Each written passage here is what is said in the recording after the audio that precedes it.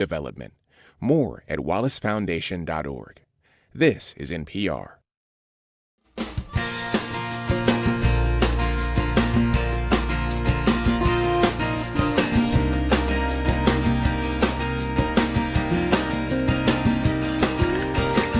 Live from the University of Houston, it's Hello Houston, an open forum on today's biggest stories affecting Houston and beyond.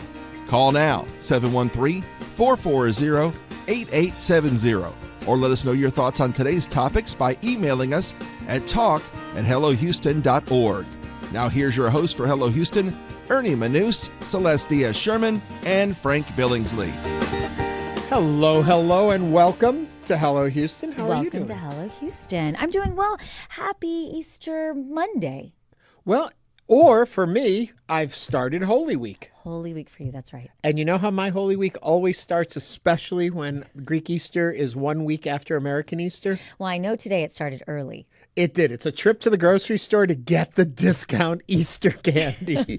I bought nothing the whole season, waiting, fingers crossed. Yeah. Got in there at 9 a.m. when the doors opened and everything was marked down. But you know, Ernie, that's a whole thing. A lot of people wait for the day after the holidays to buy their holiday decor for next year. But the problem you just buy the candy. Right. The problem with chocolate, and trust me, I've done it, and a lot of you have gotten chocolate from me that looks a little gray because it doesn't last a year sitting there. You know? Yeah. 9-10 months maybe you can get out of it. Right. But I did learn a trick. You're supposed to put it in the refrigerator for a day or two to cool it down, and then you freeze it. And when you bring it back, do the same thing. Take it from the freezer into the refrigerator for a day or two, and then bring it out. And it won't get the white old age I chocolate love this. mark. This Ernie wisdom for chocolate brought to you by... Brought to you by an overweight boy for most of his life. And we want to thank you for joining us today on Hello Houston. Today is April 6, 2026, and we have a great show coming up for you. Ernie, what do we have coming up? We've got a lot of important stuff we're going to be talking. We'll be having fun. We'll be chit-chatting. We invite you to be part of the conversation, but also there's a lot going on down in Galveston. They often talk today about, we hear in the news, and I should say, coming up at the top of the hour, the President of the United States is supposed to have a press conference. Yes. We are going to take that live. So if you're waiting to hear that, you won't miss it if you stay with us. But the reason I bring that up is everyone talks about oil. Oil is the big. But a lot of folks say, really, the true fluid, liquid that is of importance is water. And that the price of water goes up and up. So down in Galveston, they have a solution for it, but it's ruffling some feathers. Julianna will be with us from our newsroom to talk about a new plant they want to institute, what the environmental concerns is, to take seawater to make drinkable water. I do believe I've got this all right. We'll talk with her in a little bit about it. Yeah. Also, we were talking about the holidays. It was, for a lot of people, it's a holiday time of year. And we take a lot of pictures. In the old days, we had those photo albums. I'll say this in the intro to the segment. And you can look at these memories, and people would talk about, today, what do? We show on our phone? Where do these digital pictures go? Right. How do we archive our own family histories? And it's interesting that we're talking about this because just last week I walked into your office and you had a photo album on your desk, and it was in chronological order, and it had 1995 to 1996. There were notes by it. I was so impressed at how well you had archived your photos, essentially. And I don't do that anymore because they're all digital. Yeah. So do we lose our history? Are we going to? We'll talk more about those albums and about how you can keep track of it with the Archivists of Houston. They'll be in here today to tell us about how to learn how to do that, plus how they archive all of our experiences as a community, as a city. That's coming up later in the show. Unfortunately, we talk about the holidays, we talk about chocolate and candy, but we have to always realize that food insecurity continues to be a problem in our region, in our area, all across the country. But we're going to be talking about what the Kinder Institute has found out about that and what more we need to know. And then on a more uplifting, entertaining note, the Black Cinema Club is going to have their first film festival, and they'll be here to tell us all about that. A power-packed show, so much to come. Yes, and so much to talk about, and we want to hear from you at any moment. You can always join the conversation at 713-440-8870. Okay, you ready to get right into it? Let's get into it. Let's get into the news. President Trump issued a profanity-laced social media post Easter morning on Sunday, escalating tensions with Iran over the Strait of Hormuz. In the post, Trump warned Iran to reopen the strategic waterway, threatening consequences if it remains closed. He wrote that upcoming days could bring major action targeting Iranian infrastructure. Iranian officials quickly responded. A spokesperson for Iran's president called Trump's remarks a sign of desperation and anger and said that the strait would reopen only if war-related damages are addressed through a new legal framework. Iran's mission to the United Nations also accused Trump of trying to pull the region into a broader conflict. We're going to continue, as Ernie mentioned, following developments, including the president's scheduled press conference at noon. But now is the time to join us on Hello Houston. You can call or text 713-440-8870. And what do you think of the president's social media post and Iran's response? Give us a call or send us a text, 713-440-8870. And I really am curious to hear from you and to hear what you all think about this, because I'm assuming a lot of you were like me, so call in 713-440-8870, that when you first read it on Sunday morning, you weren't sure if it was somebody had just put it out as a joke or if it was legit. And so I went back to Truth Social to see, did he actually say that? Correct. And was very disturbed to realize it was true. I will say the same. Yeah. I did not believe it originally. I saw people posting about it. I said, there's no way. Right. And then, we saw that it was real. I think this exchange really highlights how volatile the situation has become. I mean, obviously, as you mentioned earlier, the Strait of Hormuz is one of the world's most critical oil transit routes. So any threat to close it carries global, real economic implications. Mm-hmm. But this also very much is a familiar pattern from this administration. We're seeing, the president make a very public threat. We're seeing a very forceful response with also competing narratives also coming out about the situation. And it, again, just continues to raise tension, even if there is no immediate action that's going to follow. So to me, the question then becomes, is this just a war of words? Mm-hmm. Well, or is this going to have, begin to translate into concrete military or economic moves? There's something about, and I use these terms just because they're terms, not to criticize someone, but crazy behavior where you can't depend on what someone's going to do or not. And that itself can be a negotiating tool. If you're not sure, if you don't know what the limits of someone are, and they have played at this game of, you have no idea what I'm going to do next. Mm-hmm. I could be a crazy old codger, or I could be a really sly wolf, and you don't know. Mm-hmm. And that unsuredness is a negotiation tool. Mm-hmm. Is it right for the leader of the most powerful nation on earth to play at that type of negotiation? I don't know. My fear is, if you do that as a threat that you don't intend to act upon, mm-hmm. as we have seen in the whole taco term that has come up about the president, he says something, then pushes it and changes it. Even within this, supposedly the deadline was supposed to be a few weeks ago. It was supposed to be last week. It was supposed to be today. Now it's tomorrow. So in the course of it, he has moved that goalpost. But when you get to the goalpost tomorrow at 8 p.m. Eastern, so 7 o'clock our time, if he doesn't start blowing up stuff, then do they think he has no teeth? Right. Or what I'm expecting, I could be way off, is that he's going to go to this presser today and he's going to say that we will be carrying live when it happens. He's going to say, we have heard from them. There has been some negotiation going on. So they are trying in good faith to do this, and we're going to hold firm. And then they're going to come out and say, we're not talking to anyone, but it'll buy him time again.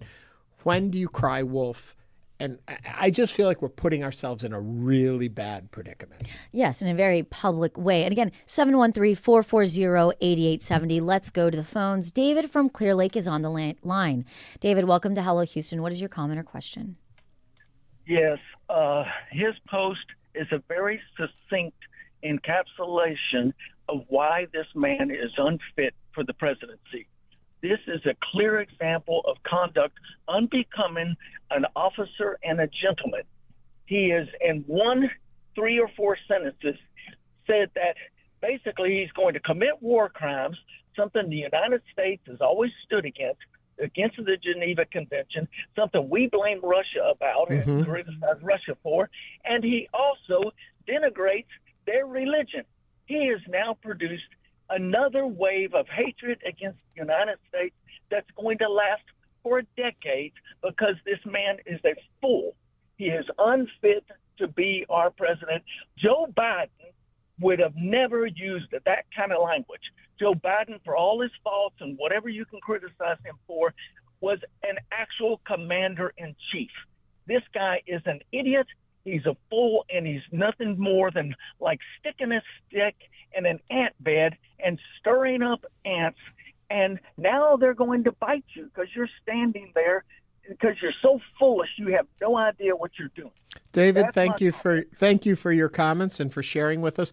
I listen to that and I still go back to the idea of, but if they feel that they have gotten, and by they I mean the administration, has gotten into a position where they can't see a way out of this war without getting some sort of concession so they can say they're done.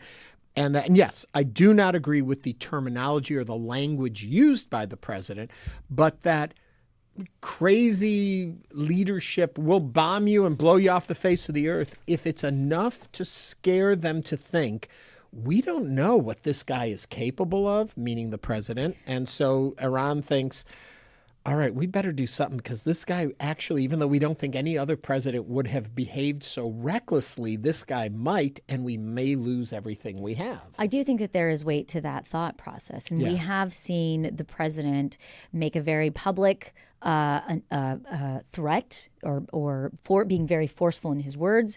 And we have seen him follow through on things that a lot of people are saying, like we look at Venezuela, we look at what happened in Iran whenever we went into Iran. So I think that there is weight to when the president says he's going to do something. Obviously, a lot of people are wondering why it had to be so profanity-laden, a social media post, but that's the way he works, yeah. But there's also the uncertainty. When the president says something, will he or won't he? And if you don't know, you got to go with the assumption he might. He is. And so if he is, does Iran say, if he knocks out all of our power plants and if he blows up all of our bridges so we can't function as a society in that regard, we might as well just give him something there so we stop. But I don't know. And that's what we're asking you about. And also, though, I don't want you to misconstrue that we're saying we agree with what he's doing. We're just trying to give you different aspects of how to look at it. A little more analysis. Yeah. And let's go to the phone lines. Glenn from Cyprus. And again, that phone number is 713-440-887. Glenn, welcome to Hello Houston. What is your comment or question? Hey, good morning. I agree generally with the sentiment, but I have another issue with this post.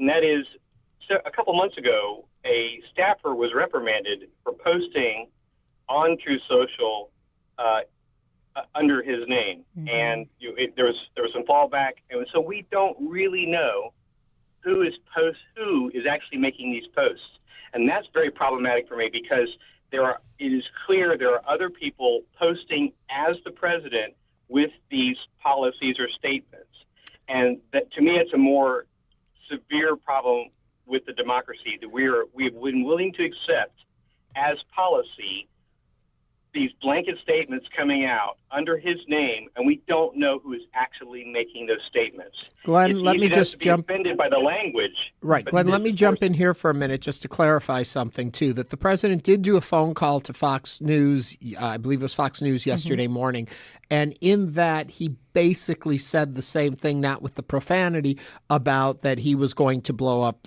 he was going to knock out their power grid and that. So whether or not he actually composed what went out, it does fit within the policy that he did, because that was one question. It was like, do we know that he actually said this and believed this? And he did reiterate it, so that gave weight to the statement. But I didn't mean to cut you off. I just wanted to clarify that. No, I agree, and but I believe that was after the fact. I think that was something that was done to follow up on it, because we've seen these posts have been questioned a number of times. Mm-hmm. We do know for a fact that staffers were involved, and now I'm wondering who's actually making these posts. Why are we accepting these as policy? Because that's what we've gotten into now. As insane as it is, we're accepting these as this is the United States Foreign Policy Directive coming from a social media post. Right. Now, I'm hoping that we'll get some clarification today with the press conference. We'll see what happens, because that's the only thing I'm willing to really accept as being the policy that's going to come out, whatever it happens to be. Glenn will be watching, and I hope you'll be listening along with us right here on News 88.7. We'll be carrying it as soon as he goes live with that. They're expecting it around noon our time, but, those things can shift, so we'll be here. Thank you for calling. I think about what Glenn was just saying, and that's a whole other conversation that we could have all about how, President Trump really moved that needle in. We accept social media posts as policy. Right. And the problem being that you have to realize the weight that comes with it. And I think in the first term, less so, and now he uses it as his sword that he swings, but that anything that comes out, any official statement out of the White House is the policy of the United States. And so the president tweeting or truthing carries a different kind of weight than if you and I just go off on social media. These become policy statements. And I think that the concern to me is that we are looking at impacts on major, global energy markets. We are looking. This goes further beyond, making a bad post about another elected official or something. This can have major consequences. It's interesting you bring that up too, because it's the thought also went through my mind. How much of this is to manipulate the market? Because you see things go. I mean, a couple of the markets are down, but one went up today, and It's like, how often can you be played? I guess is the question I have for the markets. When do you say, on his whims, he says things, and you see drastic shifts in markets? But again, because the president says it, you have to take it as policy. It's a very difficult situation we're in. And again, 713-440-8870. Let's go to Victoria from Tomball. Victoria, welcome to Hello Houston. Hi, thank you. I just wanted to also note that amidst all these crazy kind of behavior language with tweets, other countries like Australia and Japan are reeling from this problem with oil. So it's not only affecting us as a nation, but these kind of ripple effects are happening in the supply chain, logistics. I mean, other people are facing the consequences for our president. Yeah, it's very true. And I think that's something we can't lose sight of, that not only is this just us dealing with Iran, it is a global situation, and different countries are reacting in different ways. And I think a lot of people still see this as this is one person's, this was brought to this moment by a particular administration, a particular country that moved forward on doing this. And so the concern is, well, why doesn't NATO stand with us? Why aren't all these countries behind us on it? And I think a lot of countries see it as, this wasn't our war. This didn't need to happen. Why should we then put our lives on the line? And I think everything that we are discussing is exactly what President Trump loves. He loves chaos in that he wants to say, yep, I can say this off the whim and it's going to change the markets. Yeah. And he lives for that. And when you have somebody who is willing to just talk off the whim and have that much power, that's exactly what you're going to get. You're going to get uncertainty, you're going to get a lot of chaos, and you're going to get a lot of escalation. And we're seeing that.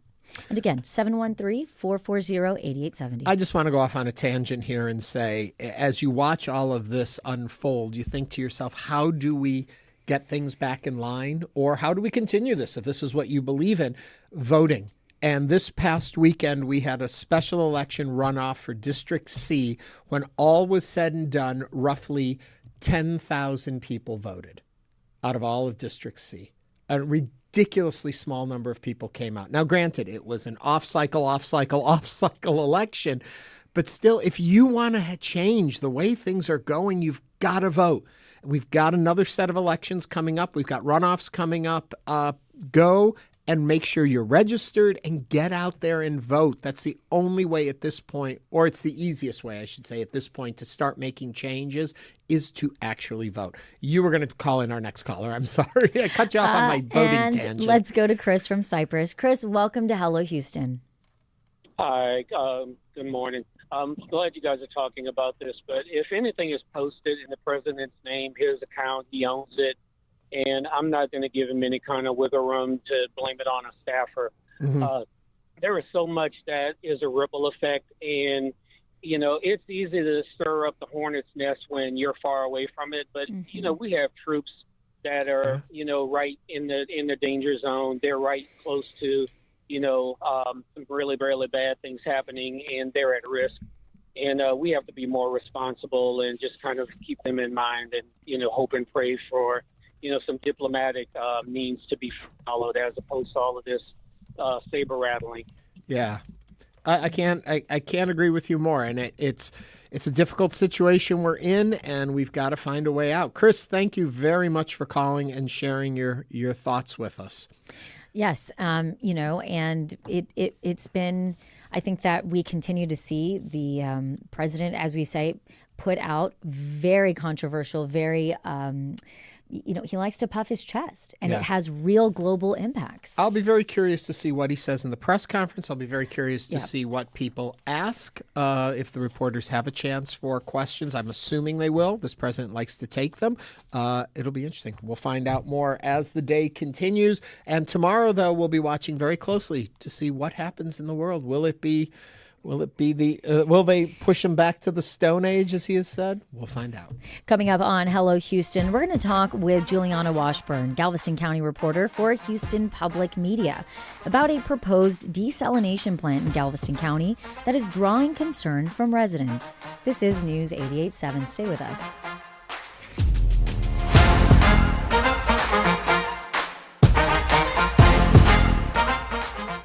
Meet Dio Choco. We just took his keys for the day and gave him a Ride Metro fare card. This is his story. Visit ridemetro.org/Choco to find out where is Choco. Unlocked. Will you make this happen? We need you now more than ever to help us reach 500 gifts before tomorrow night. Give right now at houstonpublicmedia.org/donate or call 888-909-0887. Support comes from Lynn Yeldell, owner of 7th Scout, a woman and LGBT-owned marketing agency helping businesses grow through strategy, websites, storytelling, and design. More at 7thscout.com. Be nice. Support for Houston Public Media comes from Moody Center for the Arts, presenting Open Machine, a dance performance blending technology, human movement, and digital expression. April 10th and 11th. Registration at moody.rice.edu. Support for Houston Public Media comes from Asia Society Texas, presenting Son de l'Âme, a Houston ballet performance. Choreography by Stanton Welch AM and live music by George Lee.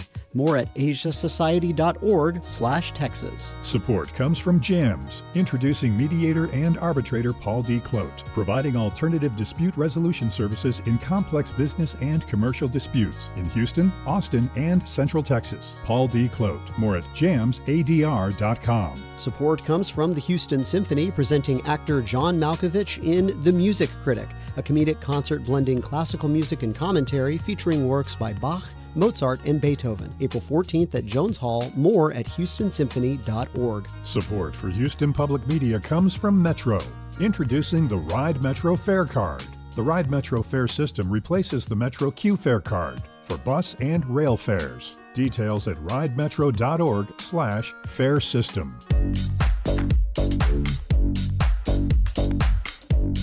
And now back to Hello Houston. To comment on today's topics, call or text 713-440-8870 or email us at talk@hellohouston.org.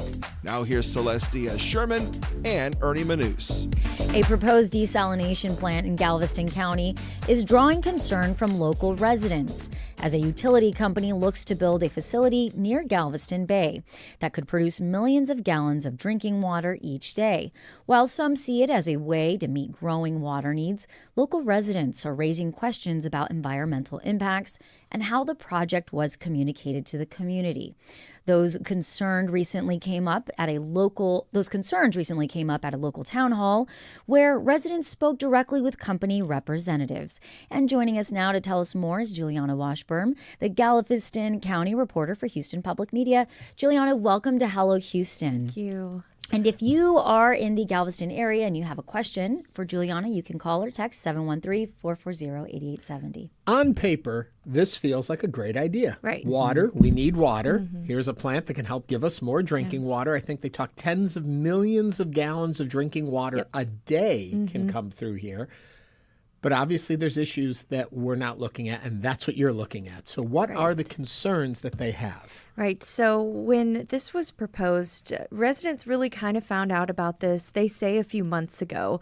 But the company that's wanting to build this desalination plant, Epcor Utilities, they say they communicated this in October 2025 when they filed a permit with TCEQ to be able to build this plant. They're hoping to get that permit application approved by them. So this is kind of when residents found out about it. And of course, it's a lot of like fishermen, even just people who live on the bay. Sure. They're like, how is this going to affect, our fishing life? How is this going to affect just our daily quality of life? They're worried about the output of the plant. If really salty, briny water is put back into the bay, how is that going to affect marine life? Explain just for a second what the plant does so that people understand what you're talking about. Yes. So what the desalination plant basically does is take the bay water, the Galveston Bay water, and turn it into fresh drinking water. So, of course, they have to filter out all of that salt and stuff that we don't want to drink in our drinking water, and then that is output back in the bay. So then that's what causes the environmental concerns. Right, mostly. right. And how big is the plant? I mean, I want to have a better picture of what exactly is being proposed, right? And what the problem they're trying to solve. Yeah, so the plant is actually going to be on the site of the old it's a power plant that was in that area in Texas City. So it's going to be a pretty big plant right off the Galveston Bay, and it's going to produce about 25 million gallons of water a day. So it's doing a lot, but they're really trying to mitigate the effects. So while it is pulling in a ton of water every day, people are worried about it sucking in fish as well and killing marine life with bringing that water in. Yeah. So then what made Galveston County and this area attractive then for this company to want to come in and put a desalination plant there? Well, they said it was a really good area, especially because they can use some of the resources from that previous power plant to build this. So they don't have to completely rebuild it from scratch. They're able to use like some of the channels to for the plant they want to build. And they also say that they're able to do it in a way that isn't going to have as much of an impact as people are worried about. They say it will be minimal by trying to have small screens pulling in the water that won't pull in as many fish, and then also diluting all of that salinated water when it's output back in the bay. Let's talk a little bit about that part of it. Yeah.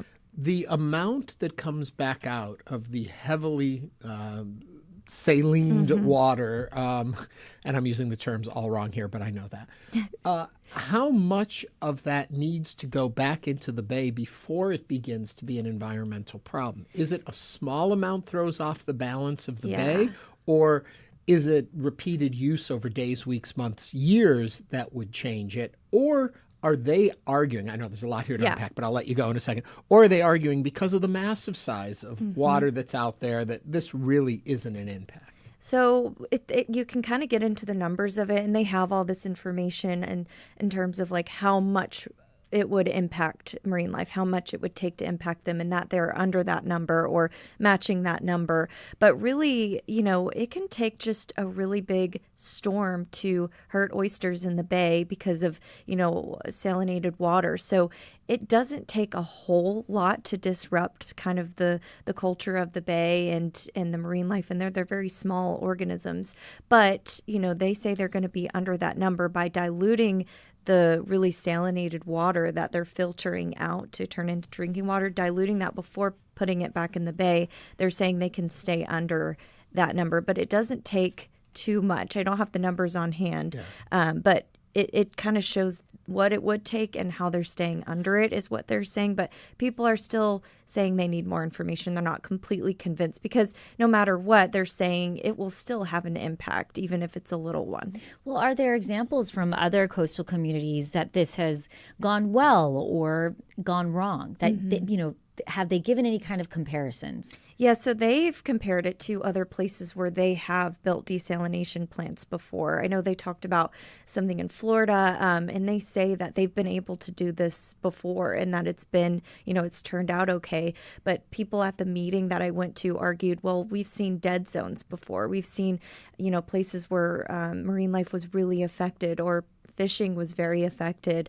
But they continue to argue even that fishing could be actually better because they could increase the flow velocity in the water. So, while they have examples to stand up against this. Am I off in thinking, because we use the term bay, that we think of a small area, but it's such a large body of water. But are other plants like this drawing out of directly oceans, bays? Do they do it out of... I'm trying to see if the plant was on an island in the middle of the ocean, because of the sheer volume of water there, that it wouldn't maybe have as much of an impact, where we think bay is a more isolated area.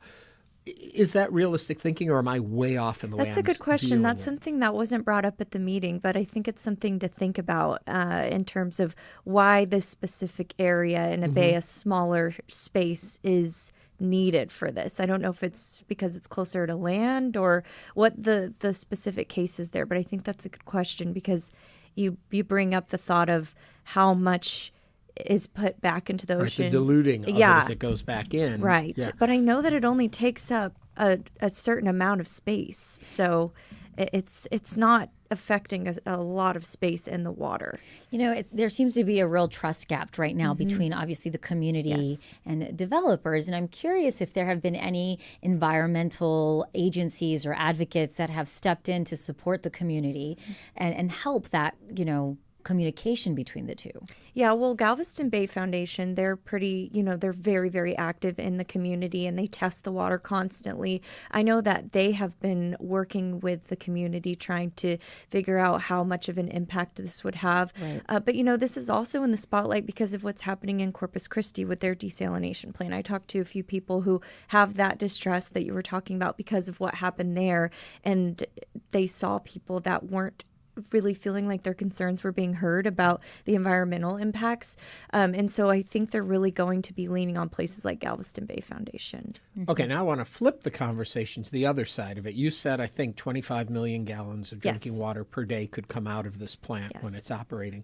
What is the need right now for water? We're always talking about water shortages and whose water and who owns the waterways and all of that to get drinking water to the right areas. How much of an impact would this have on our community? And is the water just for our region? Is it for beyond? What's the plan there? So the water is for residents and companies around the area that want to pay for water from that private company. So it's not exactly going to be like the city servicing this. It's a private company that a resident could say, I want to get my water from them and I'm going to buy it from them. We're not in a situation like Corpus Christi where it's like we have an imminent threat of we don't have water security, but they are looking forward to the future and saying, hey, we do need something like this because we want to stay within the bounds of water security in this area. So I wouldn't say it's as imminent of a threat, but they are thinking about that. And that's kind of part of the argument of them coming to the area. Do we have any idea how much we consume water a day? When we talk about, for that area, we're talking about 25 million gallons of water they would put out. How much do the people in the Galveston County and area consume a day? Do we know? No, that's something that wasn't mentioned either. That's something I'll have to look into. Let's figure that out. Yeah. I don't know. That could be a huge amount of water or it could be a very small amount. I never have any gauge on these things. It's interesting because it will be people who choose to get their water from them. So it's going to fill the need of whoever, feels like they need it. But then that frees up the water that those people were using. That's very true. Yeah.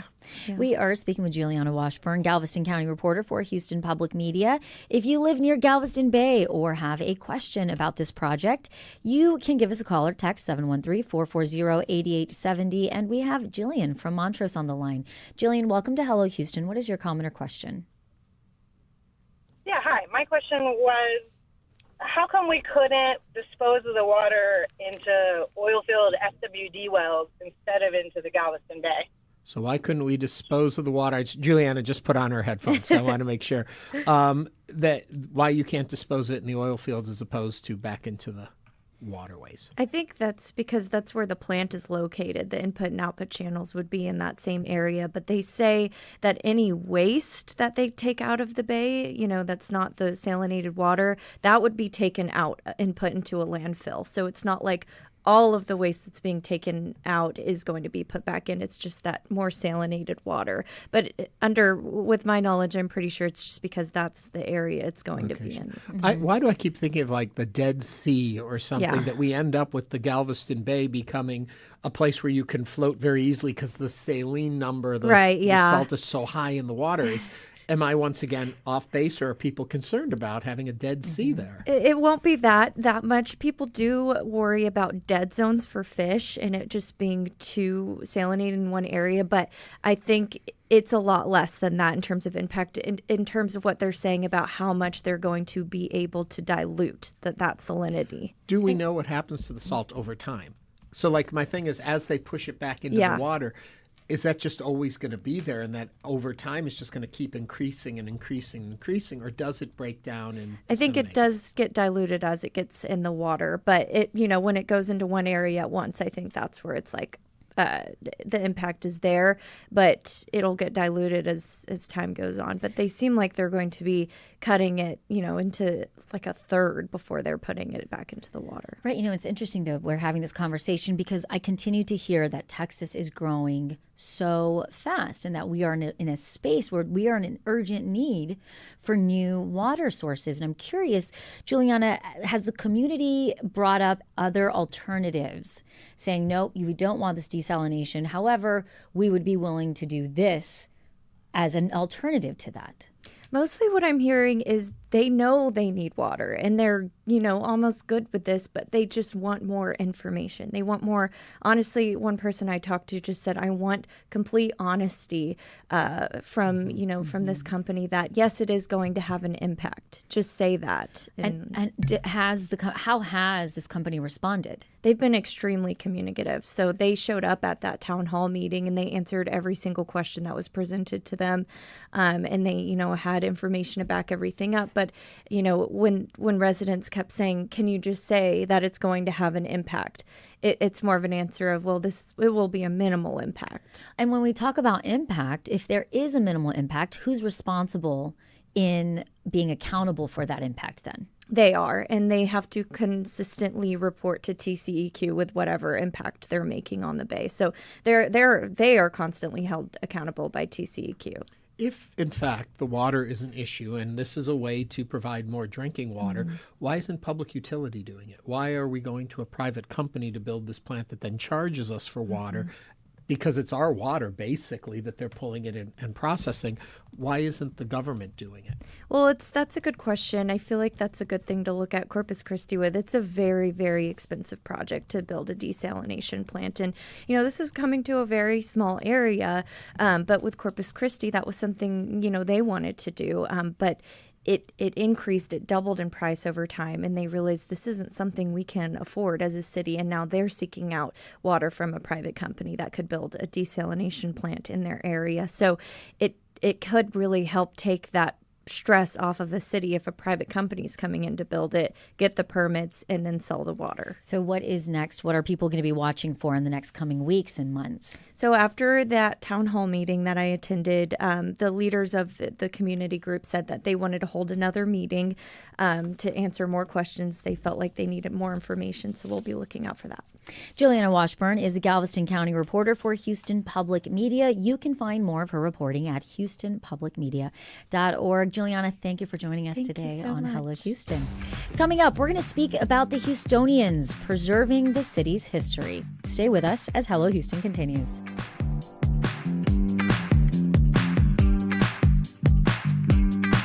Meet Damola, songwriter, world-class violinist, and award-winning multi-genre artist. We just took his keys for the day and gave him a Ride Metro fare card.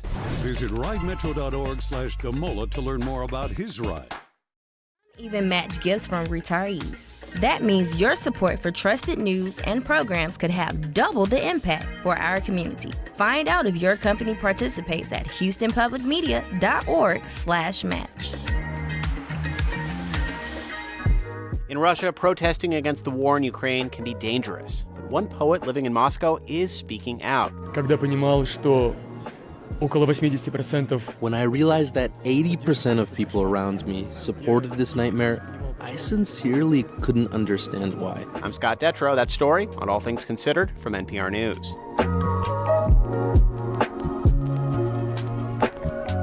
It's coming up this afternoon at 3 o'clock. You're the reason this station exists, and we're here every day with news you can rely on. That's our commitment to you and this community. Right now, we need your support to keep that going. Give now at houstonpublicmedia.org/donate.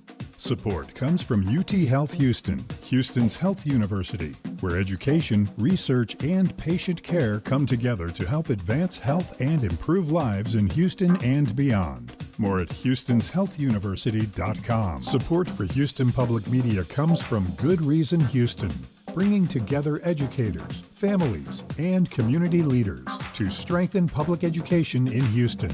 Learn more at goodreasonhouston.org. Support comes from NAMI Walks Greater Houston, community walks supporting mental health education and support services through the National Alliance on Mental Illness. 2026 NAMI Walks Greater Houston. More at namiwalks.org/Greater Houston.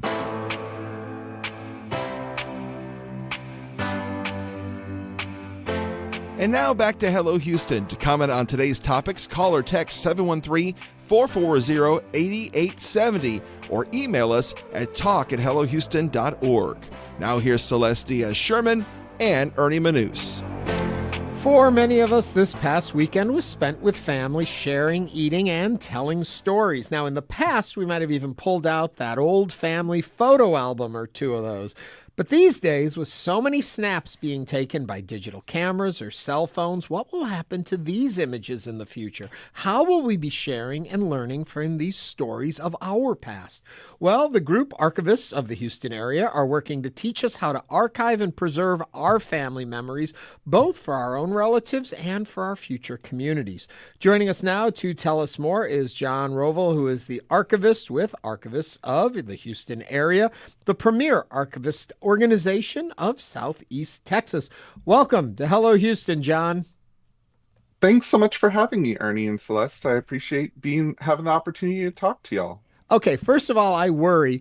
I'm thinking about my own memories and our own family histories, which I think in today's day and age, Celeste and I have been talking about this today, so much of it lives on our phones and in the cloud somewhere, but it's not as easily accessible as a photo album or pictures or looking at. And I know you can talk much broader about the city of Houston, its legacy, and preserving all of that. But I'm really worried right now, just for us, for the next generations. Celeste's children will have a harder time finding out what Celeste did. Maybe that's good. Maybe that's bad. What do you say to all of that? Well, digital archiving is a big subject, and it is a big subject right now. I would say that there's a misconception for a lot of people outside of my field that if it lives on the cloud, if it is easily reproducible, that it's going to be there forever, right? As long as you are practicing some basic care and security and redundancy, that you'll always be able to have it. But actually, digital files are extremely sensitive. They're very fragile, and preserving them so that you can actually access them in 20 years' time is actually quite an expensive proposition. And it involves a lot of infrastructure and a lot of care on the back end that people don't really think about.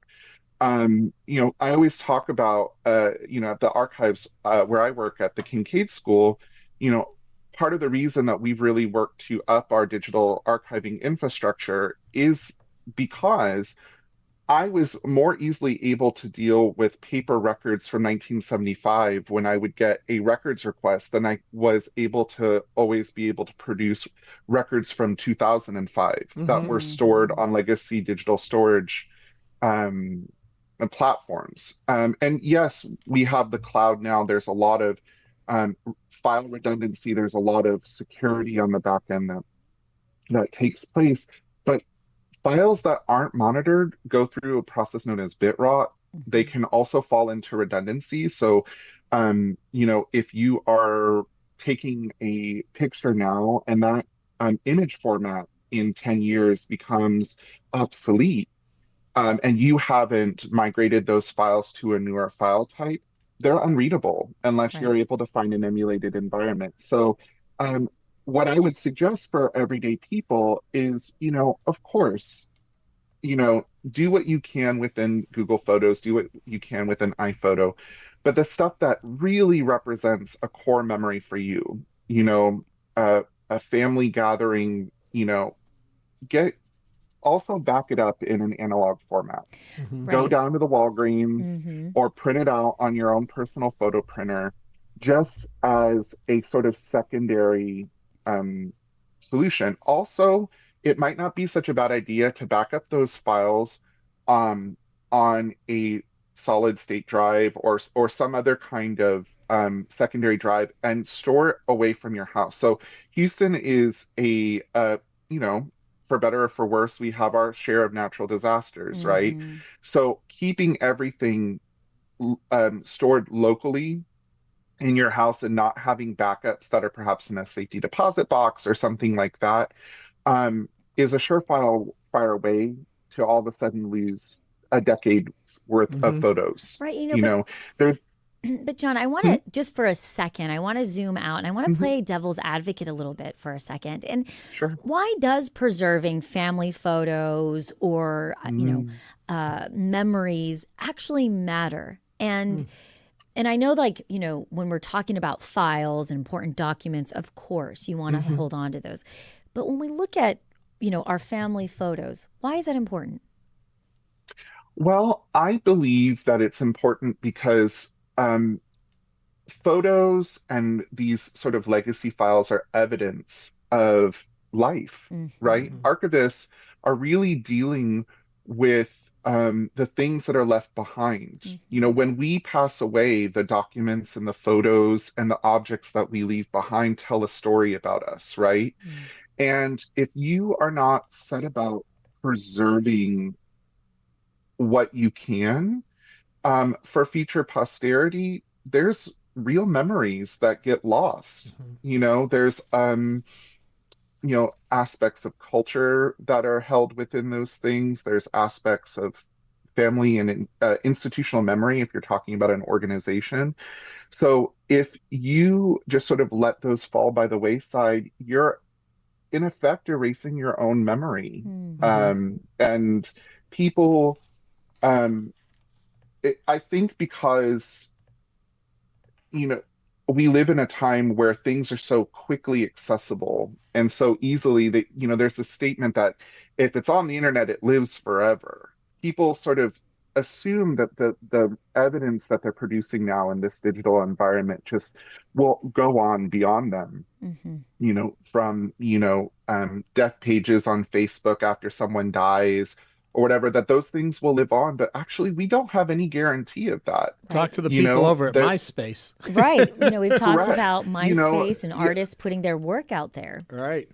Correct. I had a GeoCities back in the day. GeoCities? I forgot about that. Any of those would probably be quite a complicated practice, right? So taking the time to really think about posterity, obviously your receipt from McDonald's from 2 days ago is probably only as institutionally or personally applicable as it takes to sort of balance your checkbook or make sure that your institution's budget line is sort of reconciled. But the big things, the important things, are it's good to keep a memory, I and remember. we see the evidence of what happens when people let those things go, right? I'm currently in the process of doing my own genealogy, and we have lost a lot of things over time, just normal things, moving and whatnot, and I would give anything to get some of those documents back. Two things on that. When you talk about pictures and images and the memories, we did my genealogy a few years back on one of our shows here, and they located a photo of the ship that my grandfather came over on, and it was in their archives, and it was just like so cool to connect back to that period. But it's because someone had a photo of it, and that photo was preserved. That's just a little side note. The real thing I wanted to mention was that I remember reading an article, and tell me your thoughts on this, that everything we captured in photos was much more curated before the photo was taken back in the day. You only had 26 pictures or 32 pictures or 12 pictures, depending on the size of the roll of film. So you all got together and you posed and you took a picture. Today, we photograph nonstop. Right. And so this digital record of our period of time is much more representative of what truly is happening in our daily lives than if we just looked at photos that so many fewer were taken and so many more were composed before the picture was taken. And so the bad thing is we don't have the concrete hard copies of the digital photos, but the digital photos give us a much fuller picture of what life was really like. I think that there's possibly some truth to that. I mean, just some truth? Come on, I'm a I don't know if I believe that either. I'm I'm sitting here like I don't know I about will that. I will say that you're right. I mean, especially if you go to the earliest days of photography, it was a lot of portraiture. It was a lot of, but there's candid photography going back quite a ways. Of course, people were perhaps more cost conscious in the past of what they developed and what they held on to, but you will find all kinds of wackadoodle sort of photos in an archive of just sort of things people were snapping, especially when it comes, I work for a K through 12 school as an archivist. And so when the children themselves are the photographers, what they decide is important versus what an adult is, you find all kinds of interesting photos and whatnot. And I have photography going back to the 30s that is candid photography. Even so as an I think iPhoto, there's definitely less of it. We don't have just terabytes and terabytes of photos of someone eating a hamburger or whatever, but there are candid photography that sort of gives a picture of everyday life. Goes back quite a far way. John Rovell is the archivist with Archivists of the Houston area. Thank you for joining us today on Hello Houston. It was my pleasure. Thank you so much for having me. And to learn more and find out about upcoming events and workshops, visit HoustonArchivists.org. And coming up, we're going to continue discussing today's top headlines. We're also going to discuss food insecurity in the Houston area. Stay with us for the second hour of Hello Houston.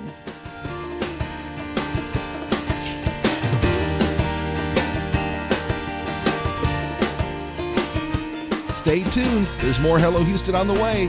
For the latest in local news, subscribe to the Hello Houston daily newsletter at HoustonPublicMedia.org. Hello Houston is a production of Houston Public Media. The opinions expressed by the guests of this program are solely their own and do not represent the views of management, staff, or underwriters of Houston Public Media. This is News 88.7.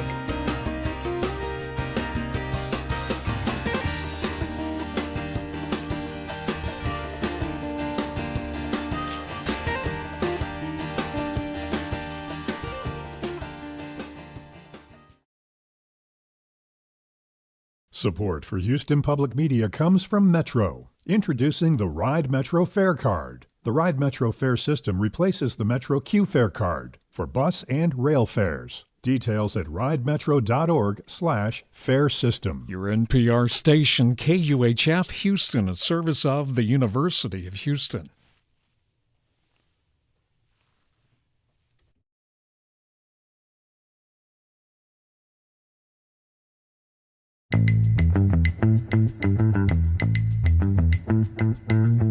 Just Just ahead on this hour of Hello Houston, Houston Public Media reporter Michael Atkinson will join us to give us the latest on the Artemis II mission. I'm Celeste Díaz Schurman. And I'm Ernie Manouse. We'll also talk about food insecurity in Houston with Rice University's Kinder Institute for Urban Research. Plus, officials from Black Cinema Club, HTX, will tell us all about their inaugural film festival. And we want to hear from you, so give us a call or text at 713-440-8870 or email us at talk@hellohouston.org. Remember, you can also watch us live on YouTube simply by going to houstonpublicmedia.org. Hello Houston continues right after the news from NPR and News 88.7.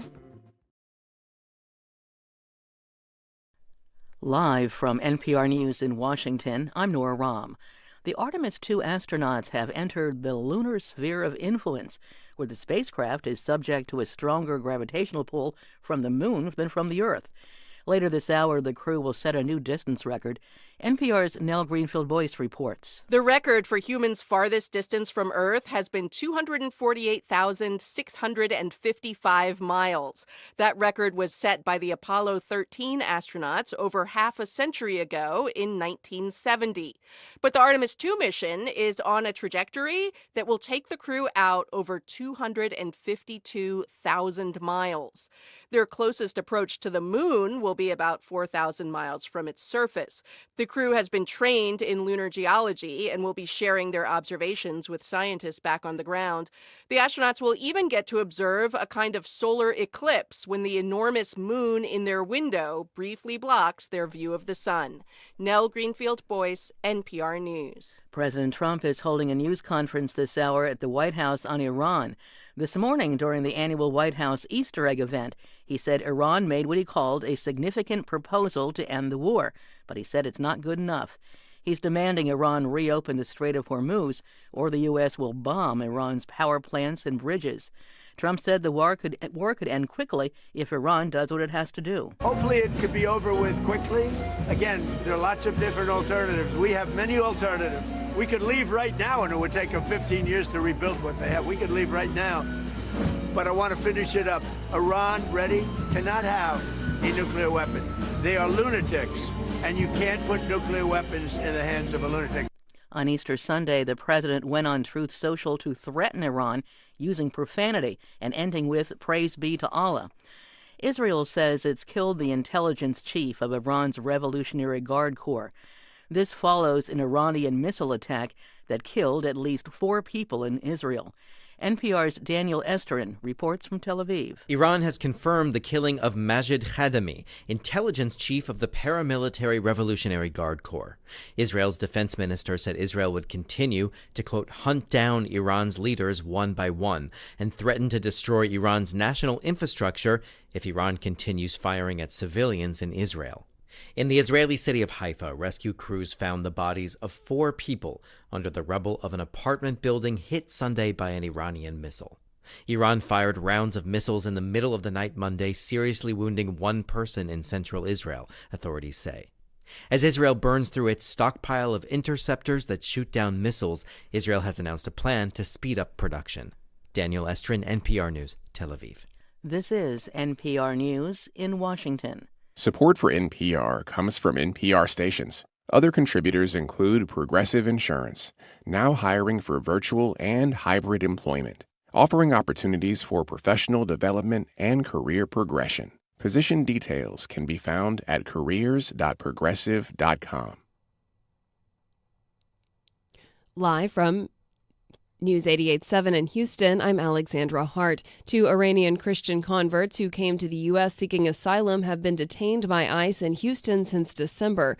News 88.7 government reporter Andrew Schneider says one of the 2 men is in imminent danger of being deported to Iran, where his life would likely be at risk. The 2 asylum seekers were detained by ICE without explanation while showing up for routine check-ins. We're calling the men Mehran and Amin, Farsi pseudonyms, to avoid risking their safety. Blaine Hooper is their pastor at Refuge Church in southwest Houston.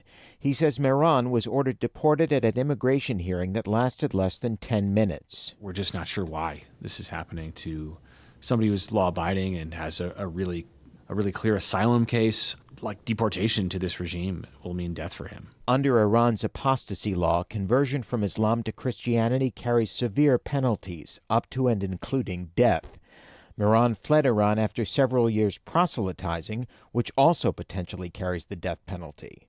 The Department of Homeland Security claims both men entered the U.S. illegally.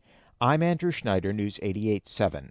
The average price for a gallon of regular gas in Houston is inching closer to $4. AAA is reporting this morning that the average is coming in around $3.81 a gallon. That's up almost 20 cents compared to last week. Experts say the consistent increase in cost is a direct result of the U.S.'s ongoing war in Iran. 68 degrees on the University of Houston campus. I'm Alexandra Hart, News 88.7.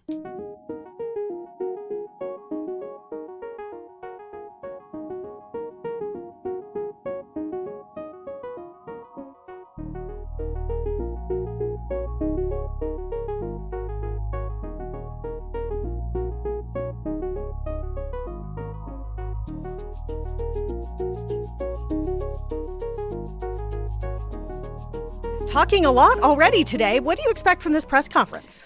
Well, I expect the president to kind of bask in the reflected glory of his military leaders who he's apparently bringing with him to the briefing room.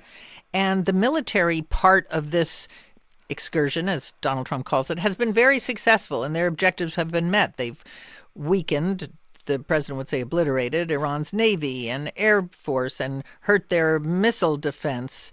But the political objectives, which have been changing by the hour sometimes, have not been met, in particular keeping the Strait of Hormuz open. And it's very hard to see how Donald Trump can declare victory and leave Iran, which he has seemed wanting to do, while the Strait of Hormuz is still controlled by Iran. So that's the big question. Can he accomplish that with air power alone? He has really ratcheted up his threats lately to take out each and every single power plant in Iran. It sounds like he still believes that he can achieve his objectives with air power alone, even though we have no past historical advantages anywhere in the world to say that that can be done. Yeah, and this press conference comes a day before President Trump's deadline for Iran to reopen the Strait of Hormuz. Greg, we're also expecting the president to celebrate the rescue of a U.S. weapons officer whose plane was shot down in Iran and then was rescued. Yeah, this absolutely dramatic event. I'm sure there's going to be a movie sometime soon. But these two members of this F-15 crew were shot down Friday over Iran, the first American aircraft to be shot down over Iran after thousands of missions in the past 5 weeks. The Americans rescued the pilot very quickly, and he's injured but recovering. They could not immediately get to the weapons officer, an Air Force colonel.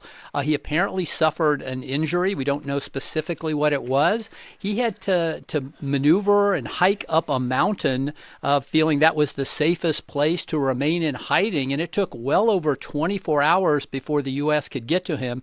And just extraordinary details that are emerging. The U.S. landed a couple fixed-wing aircraft, and we'll leave it there, I guess. Yeah, and President Trump has entered the room.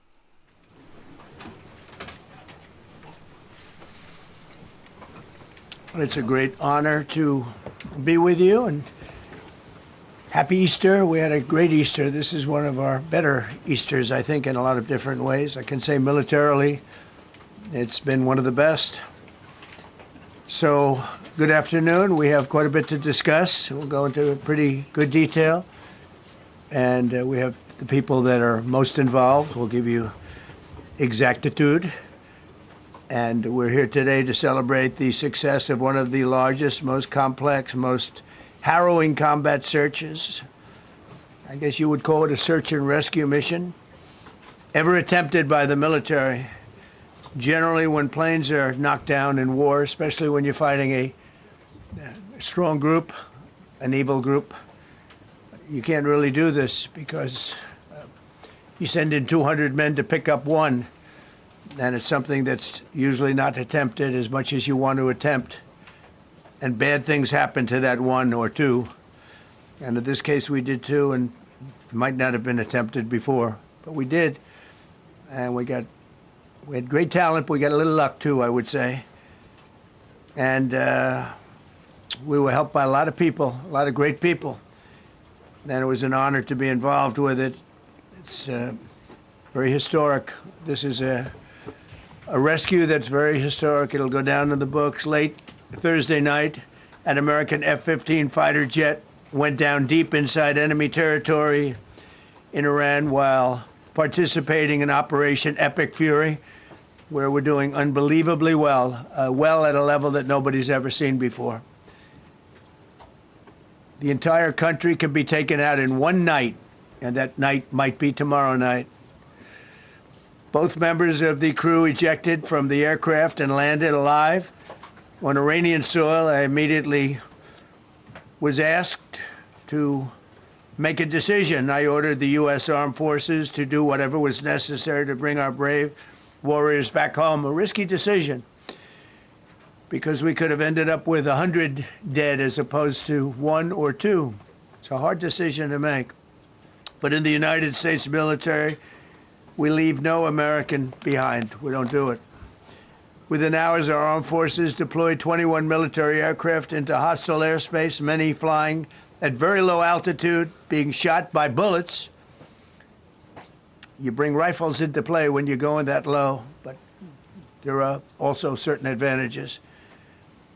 And in broad daylight over Iran for 7 hours, at times facing very, very heavy enemy fire. We have a helicopter that's got a lot of bullets in it. It's amazing. We just realized how good those weapons are. Our machines are. Nobody has the equipment that we have, and nobody has the military that we have. Not even close. When you're going that low. The most powerful military anywhere in the world by far. Advantages. The flight crews and warfighters aboard those aircraft took extraordinary risks to rescue their fellow service members. This first wave of search and rescue forces successfully located the pilot of the F-15, and he was extracted from enemy territory by an HH-60 Jolly Green II helicopter. Fabulous machine as our warriors faced gunfire at very close range. It's amazing that when you look at the machinery, what happened, that nobody was even injured. Meanwhile, the second crew member, a weapons system officer, highly respected colonel, had landed a significant distance away from the pilot. When you're going at those speeds, even if you go out 2 or 3 seconds later, it's miles and miles away because you're going fast. At very close range. He was injured quite badly and stranded in an area teeming with terrorists from the Islamic Revolutionary Guard Corps rough group, as well as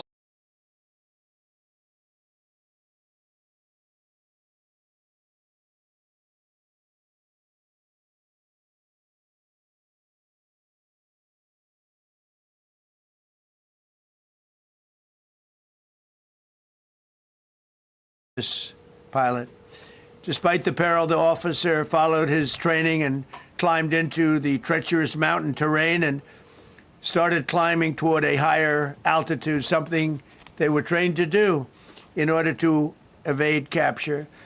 They want to always go as far away from the site of the shoot-down. They want to go as far away because they all head right to that site. You want to be as far away as you can. And he was injured, and he was an amazing thing.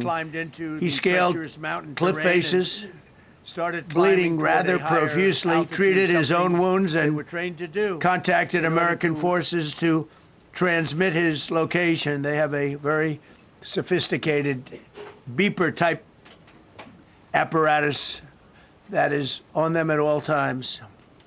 And when they go out on these missions, they make sure they have lots of battery space, and they're in good shape. And this one worked really well, amazingly, saved his life. We immediately mobilized a massive operation to retrieve him from the mountain holdout, and he kept going higher and higher. The mountain kept getting rougher and rougher, and really very, very hard to find. This second rescue mission involved 155 aircraft, including 4 bombers, 64 fighters, 48 refueling tankers, 13 rescue aircraft, and more. We were bringing them all over, and a lot of it was subterfuge. We wanted to have them think he was in a different location because they had a vast military force out there. Thousands of people were looking. So we wanted them to look in different areas, so we were scattered all over like we were right on top of them. We had 7 different locations where they thought, and they were very confused. They said, well, wait a minute, they've got groups here, they've got groups there. It's an amazing thing. I was listening to these great people, these great generals. General Raisin Cain was amazing, and Pete Hegseth was amazing. But I listened to the whole thing. It was pretty amazing.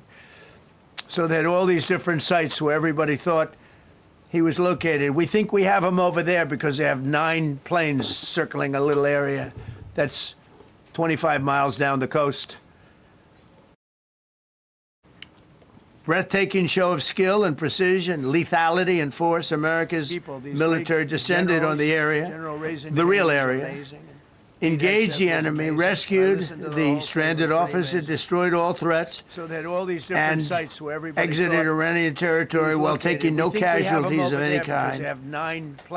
The heroic F-15 weapons system officer had evaded capture on the ground in Iran for almost 48 hours. That's a long time when you're in tough shape and when you're bleeding. It's a long time. The real area. When we left, the enemy rescued the stranded officer, destroyed all threats, and exited Iranian territory while taking no casualties of any kind. The heroic F-15 weapons system officer had evaded capture on the ground in Iran for almost 48 hours. That's a long time when you're in tough shape and when you're bleeding. It's a long time.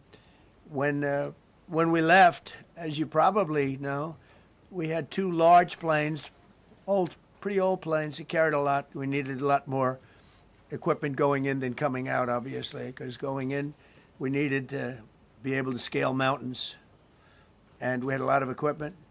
But the sand was sandy, wet sand. So we thought there may be a problem taking off because of the weight of the plane. And then we also had all the men jumping back onto the planes. And they got pretty well bogged down. And we had a contingency plan, which was unbelievable, where lighter, faster aircraft came in and they took them out. We blew up the old planes. We blew them up to smithereens because we had equipment on the planes that, frankly, we'd like to take, but I don't think it was worthwhile spending another 4 hours there taking it off. So we didn't want anybody to have, we have the best equipment anywhere in the world. We didn't want anybody examining our anti-aircraft and other equipment. So these were large planes that were old and pretty old, and we blew them up. And we had faster, lighter planes come in, and they were able to land on the sand. We needed the bigger planes because we had so much equipment that we needed. We took 3 helicopters over there, which were very strongly used and couldn't have lived without them. They did, and they performed unbelievably well. And if you'd see it, you wouldn't believe it. They came off the plane, and these guys had them. The rotors were off. They rebuilt these helicopters in less than 10 minutes. And that was one of the more amazing things. These are helicopters, small, unbelievably powerful, but small, very small, so it can get into certain areas. And they got them off the plane, and they rebuilt all 3 of them in a matter of less than 10 minutes. It's pretty amazing what the genius of these people. Who would think that? You'd think it would take 5 days to build them. And in some companies, it would take 5 days, and they wouldn't do it well. But they served us well.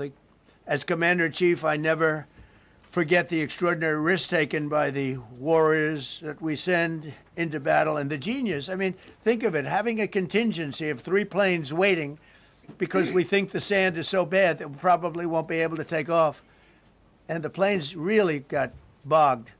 The sand this was not much of a runway. This was a farm, not a runway. It's a farm, but it did the trick. But to have a contingency as opposed to having to wait 2 days, can you imagine right in the middle? This was central. This was right, you would call it central casting if you were doing a movie for location.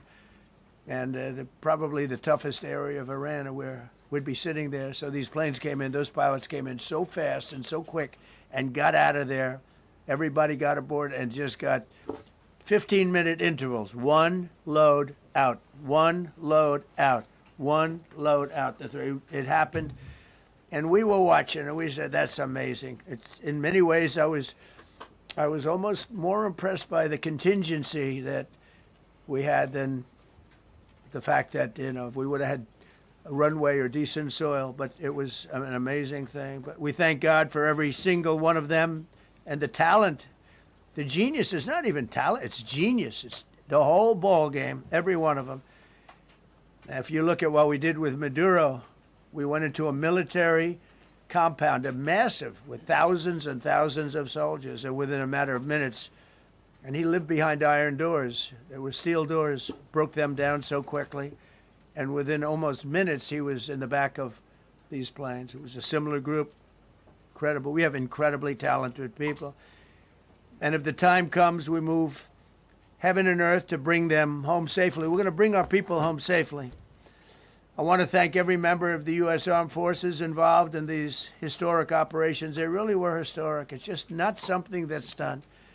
And you'd understand it. Not that they don't want to do it, but when you're going into areas, when you look at these helicopters, when you look at the amount of bullets and everything else that they took, when you go into these areas, you don't come out like we came out. God was watching us. I tell you, well, it was the Easter, we were in Easter territory, I guess, but God was watching us. Amazing. Because when you look at the machinery, they took damage. It tells you, first thing I said is, these are unbelievable machines, how they flew back and not even much of a problem. But these two extraordinary rescues, because it was two, and as you probably know, we didn't talk about the first one for an hour. Then somebody leaked something, which we'll hopefully find that leaker. We're looking very hard to find that leaker. And talked about there's somebody missing. They basically said that we have one and there's somebody missing. Well, they didn't know there was somebody missing until this leaker gave the information. So whoever it was, we think we'll be able to find it out because we're going to go to the media company that released it, and we're going to say, national security, give it up or go to jail.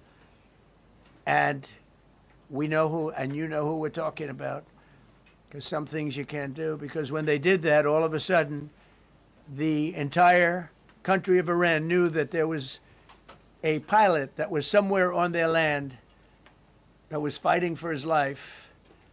And it also made it much more difficult for the pilots and for the people going in to search for him. All of a sudden, they know that there's somebody out there. They see all these planes coming in. It became a much more difficult operation because a leaker leaked that we have one, we've rescued one, but there's another one out there that we're trying to get.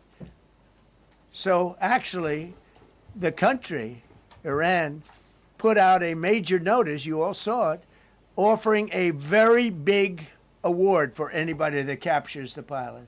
So in addition to a hostile, very talented, very good, very evil military, we had millions of people trying to get an award. So when you add that to it, but we have to find that leaker because that's a sick person. Probably didn't realize the extent of how bad it was. I can't imagine that the person did, but we're going to find out. It's national security, and the person that did the story will go to jail if he doesn't say, and that doesn't last long, and I think everybody would understand it. They put this mission at great risk. They put that man at great risk, and they put the hundreds of people that went in looking for him, because everyone now knows that we're going in.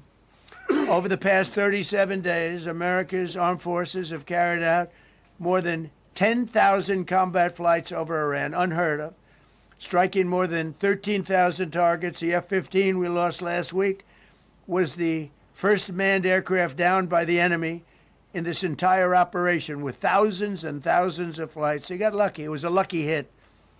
You know, eventually you get lucky. But we got lucky too because we got both of them back. But it's a record that is unparalleled in the history of military air operations. Nobody's ever seen anything like it. It's such an honor to be involved with it. We were up late at night, and then we were waiting for those contingent planes to come in, and we say, come on, let's go, get in, because they're waiting out on this farm without a runway, with wet, crummy soil, sand, mostly sand, wet sand, and it eats planes alive, and we're waiting, and we're saying, I hope that one can land and take off. And they came in like magic, boom, boom, boom, one after another. It was like genius. I'm so impressed by that. Because we were a little concerned. We said, boy, if they don't get in and get up fast, we're sitting in them. And that's called Iran Prime, right, General? That's where the whole bet is. And here we are sitting there waiting for a plane. But they came in so fast and so hard, and these guys knew exactly what to do. Let's go, come on, get in, let's go, Pwah. They came one right after another, not at the same time.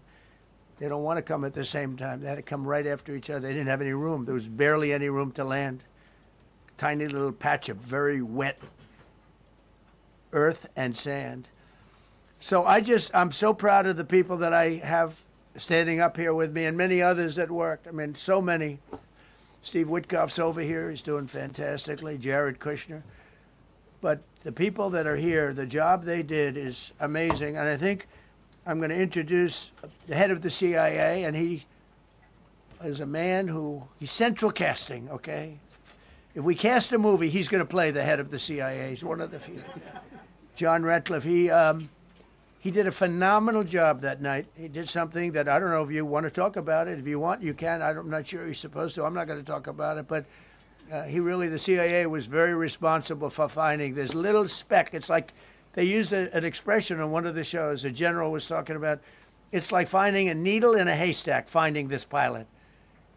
And the CIA was unbelievable. And you may, if you can, you'll talk. It might be classified, in which case I'd have to put him in jail if he talks about it. And I don't want to put him in jail. He doesn't deserve that. So, John, do you want to say a few words? Thank you. Thank you, Mr. President. It's a privilege to be here with you today to share what we can about this exceptional mission and to recognize the ingenuity and bravery of those who executed it, as well as the leadership and resolve of the President who ordered it. One thing that has been clear to me in this role is that the flawless military operations that the Department of War is known for are hostage to flawless intelligence.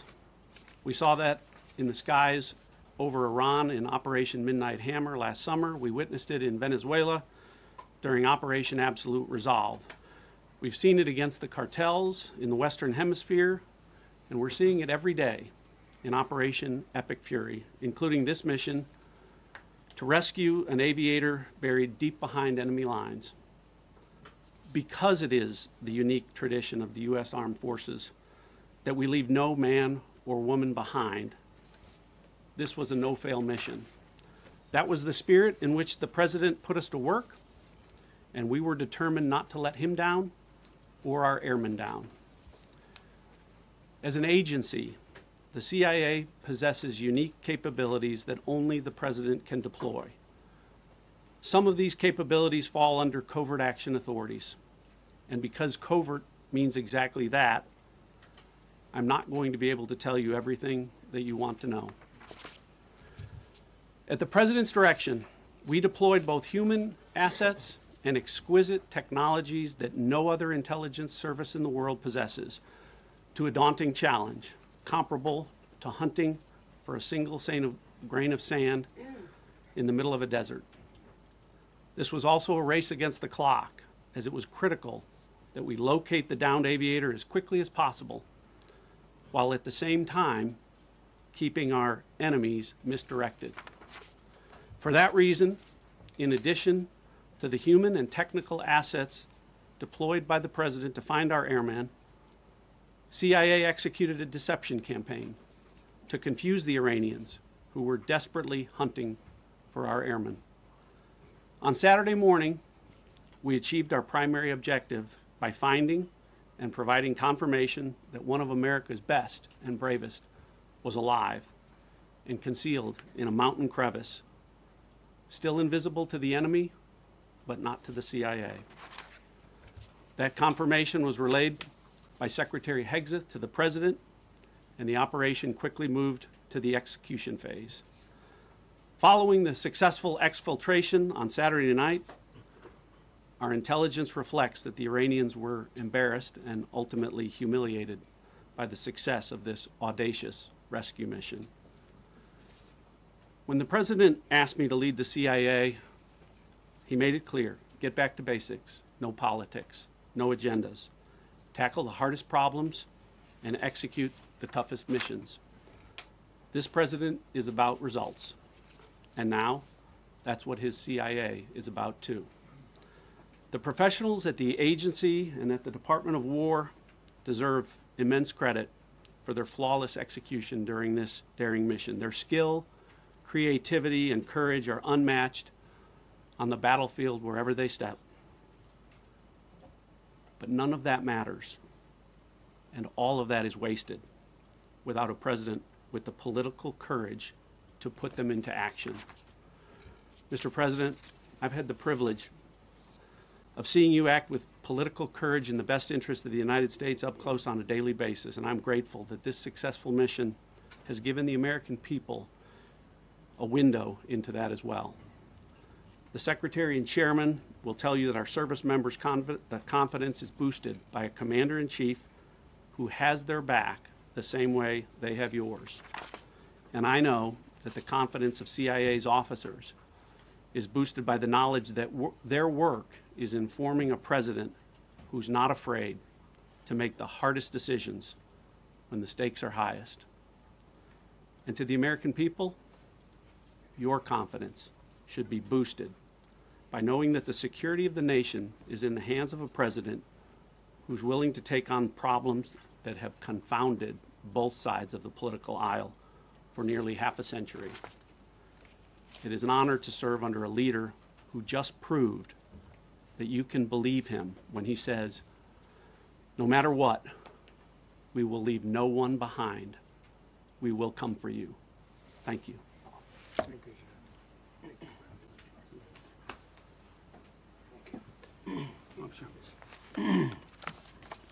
Well, John, thank you for the collaboration of the CIA as well. Incredible and ongoing partnership. Ladies and gentlemen, fellow Americans, and especially the brave warriors in our armed forces, over this Easter weekend, the United States military has once again proved why we possess the greatest fighting force the world has ever known.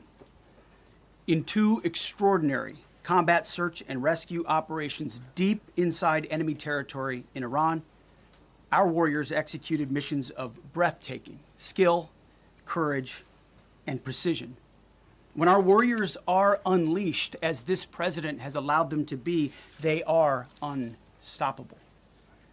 When American airmen were down behind enemy lines, our forces and our president did not hesitate. Special operators supported by elite air crews and intelligence professionals moved swiftly and decisively into treacherous mountain terrain under the constant threat of Iranian forces closing in.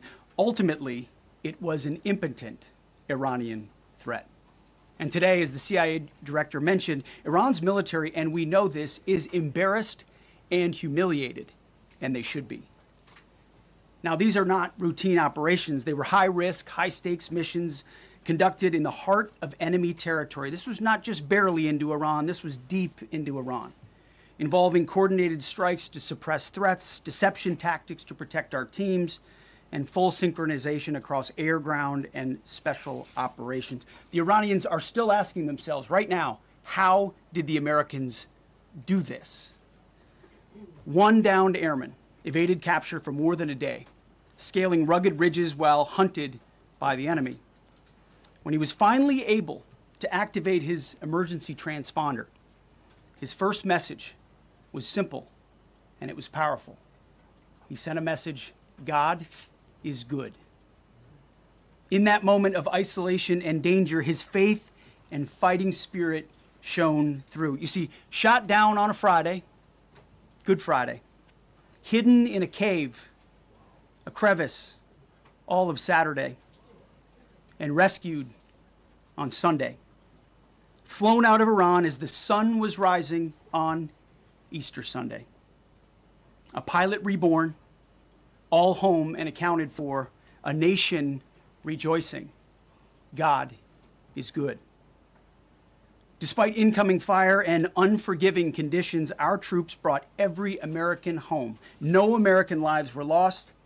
We leave no man behind, and that is not luck. It's the result of unmatched training, superior technology, an unbreakable warrior ethos, and sheer American grit.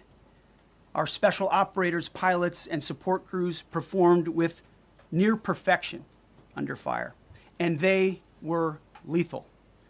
Just ask any Iranian soldier who dared attempt to get anywhere near that pilot before or during that mission. Death from above.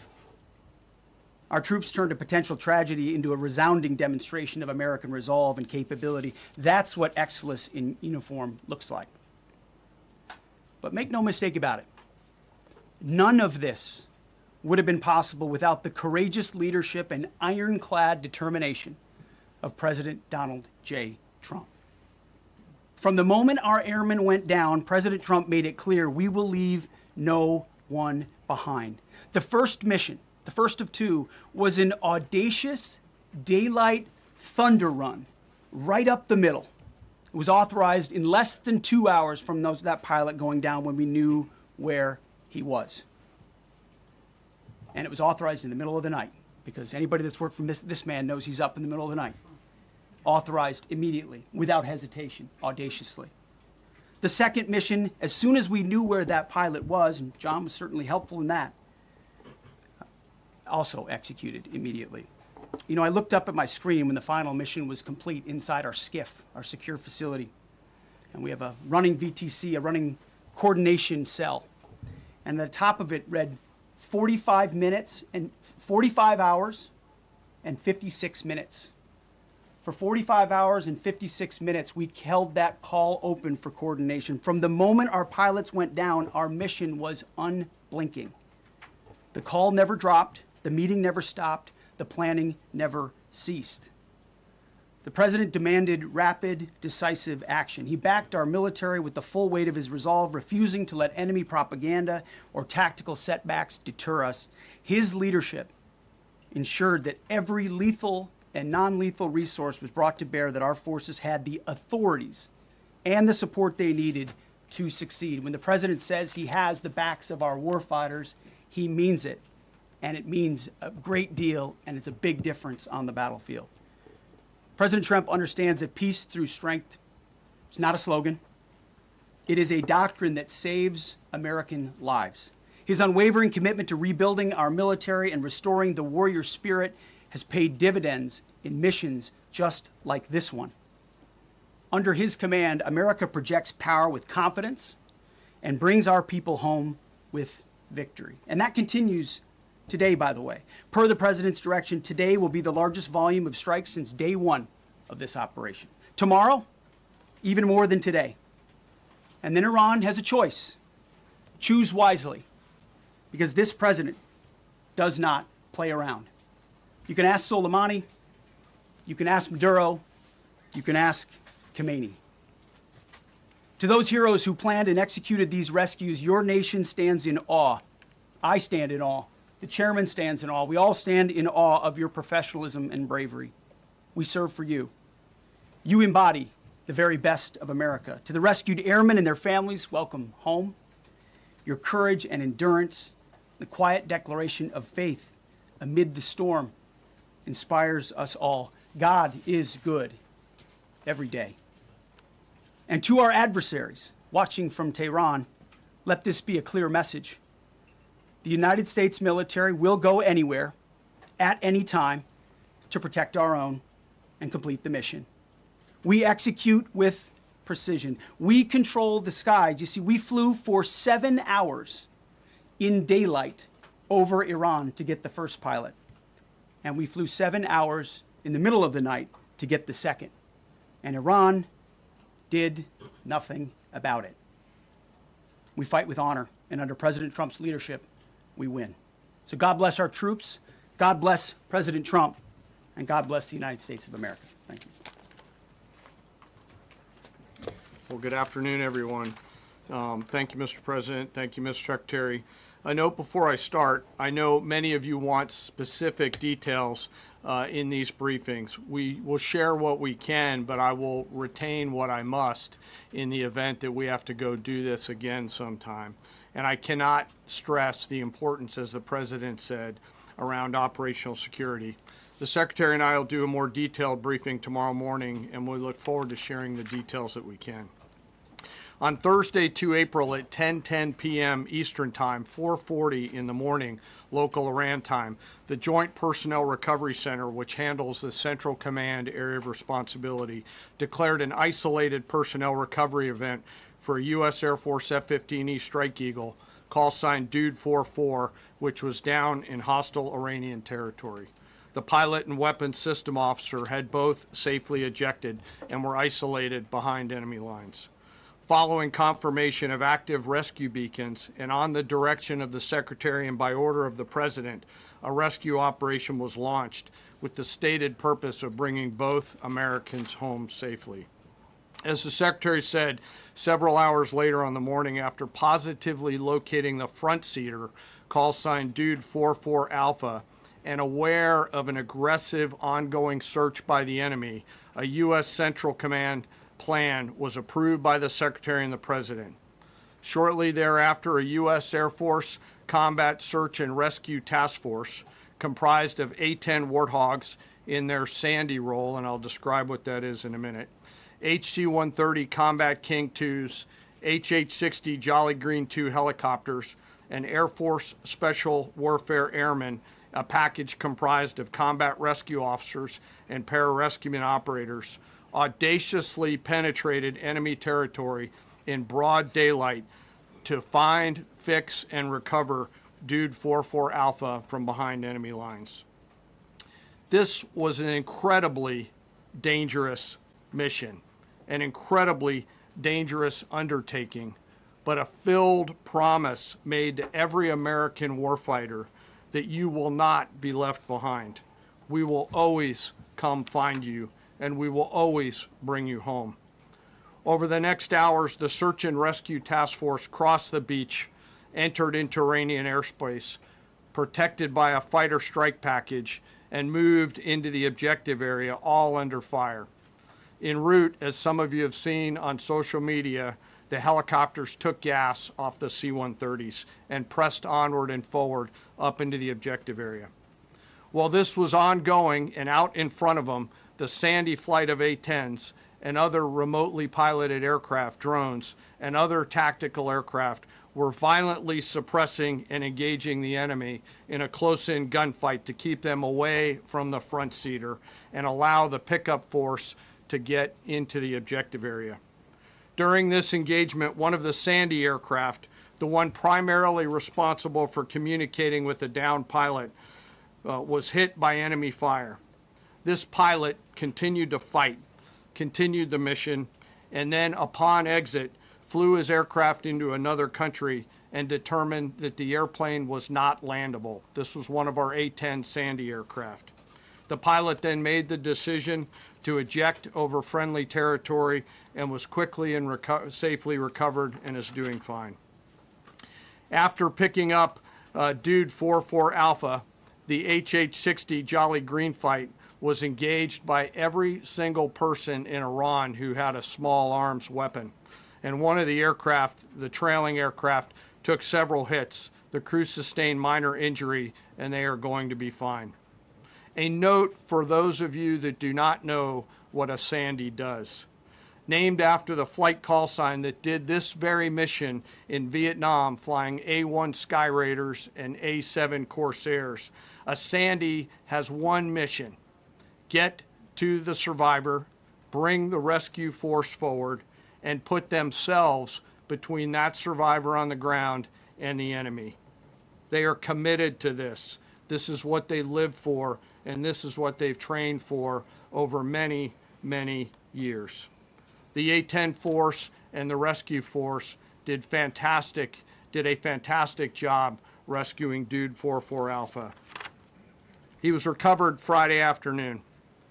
As I said, and the nation needs to know this, this was an incredibly brave and courageous mission, and a testament to the courage, skill, and tenacity of the joint force and our leaders.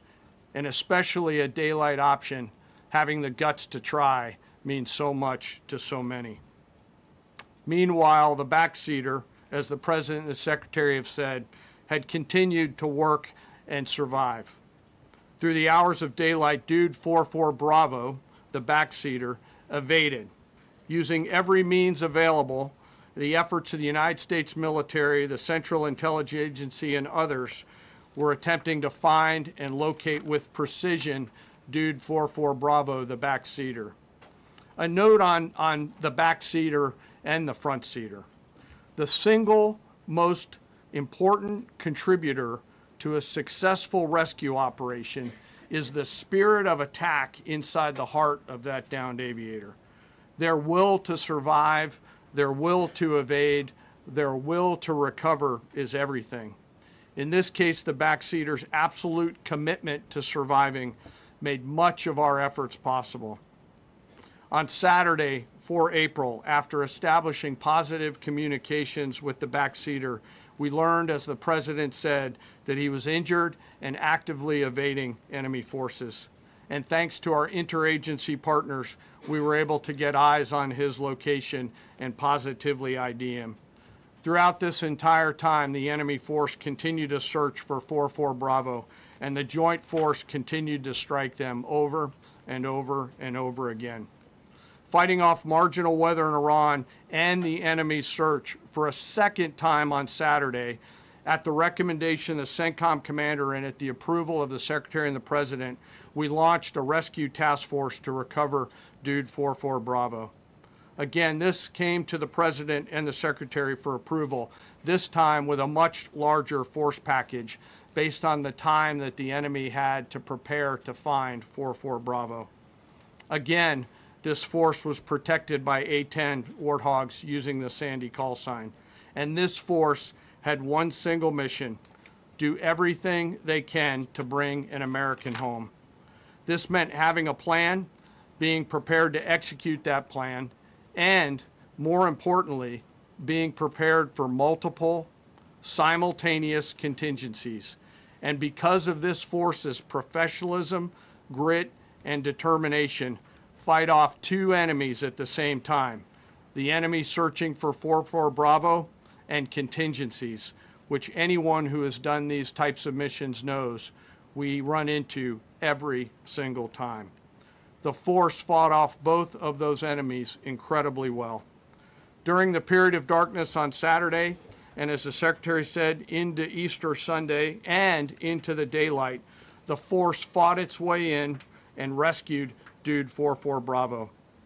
They were protected overhead by an air armada, including tactical drones, strike aircraft, and others. The force fought through multiple simultaneous contingencies, something no other nation, no other military can do, and safely returned Dude 44 Bravo, the backseater, home, and all other Americans home as well. At midnight 12 local Eastern time, Easter Sunday, more than 50 hours after the start of this operation, the Joint Personnel Recovery Center declared Dude 44 Bravo, both the front and backseater, returned to friendly territory. The courage demonstrated by both the pilot and the weapons system officer while isolated and them invading the enemy cannot be overstated. Their grit and warfighting tenacity is a direct result of the absolute trust they have in our rescue forces, their training, and their will to survive and return. They always knew that we would be ordered to go get them, and they always knew that we would be coming to get them. These two operations reflect our nation's most sacred obligation to our military service members. We leave no one behind, bless you. It also perfectly captures the first truth of our special operations forces, that people are more important than hardware. That is the standard we live by, and the rescue forces that execute these missions operate under a clear motto: these things we do that others may live.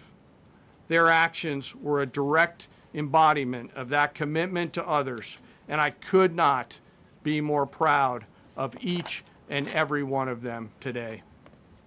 As the Secretary said to our enemies, this operation serves as a clear reminder of the capability and will of America's joint force. The United States of America will recover our warfighters anywhere in the world, under any conditions, when we want to. We will always bring overwhelming skill and firepower. To every member of the joint force, our interagency partners, the leadership at CENTCOM, and our leaders at the department and above, thank you. I'm proud of each and every one of you and thankful to our deployed forces and their families. And lastly, and most importantly, to Dude 44, welcome home. Job well done. Thank you.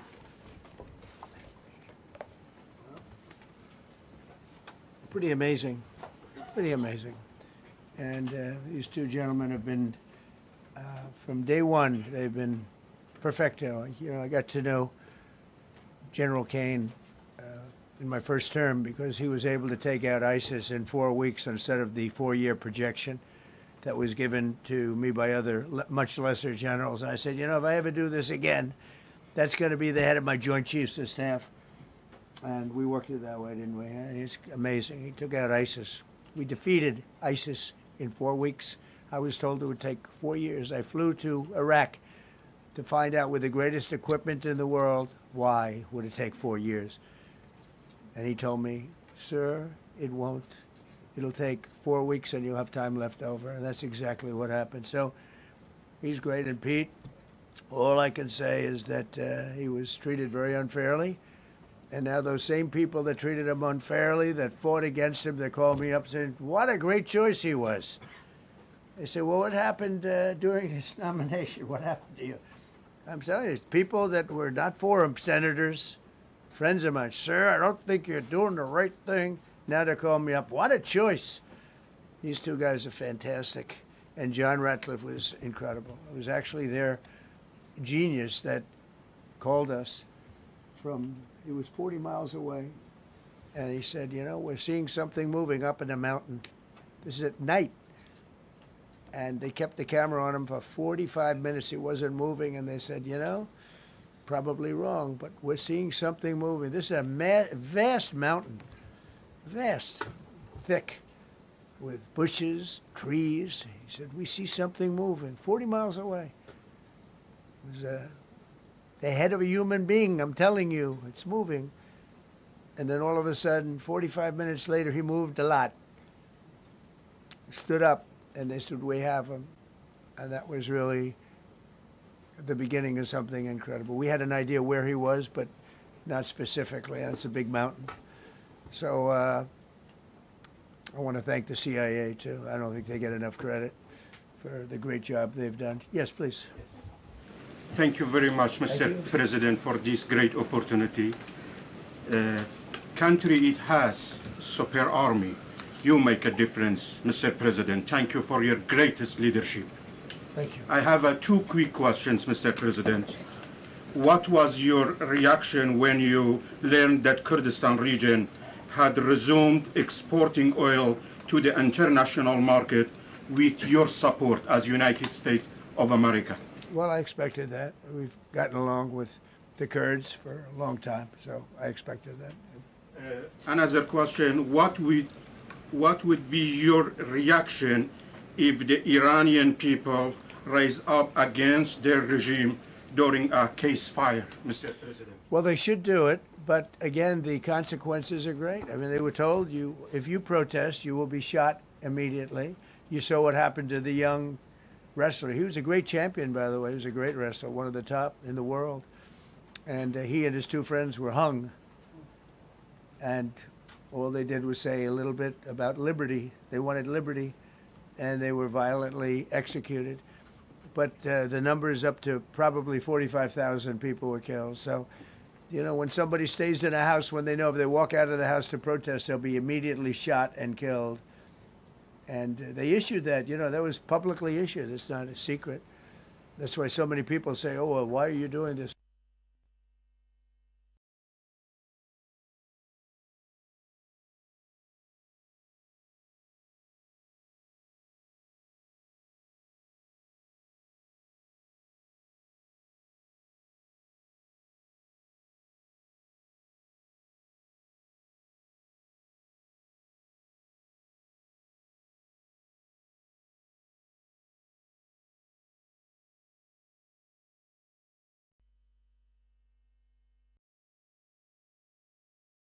have a plan.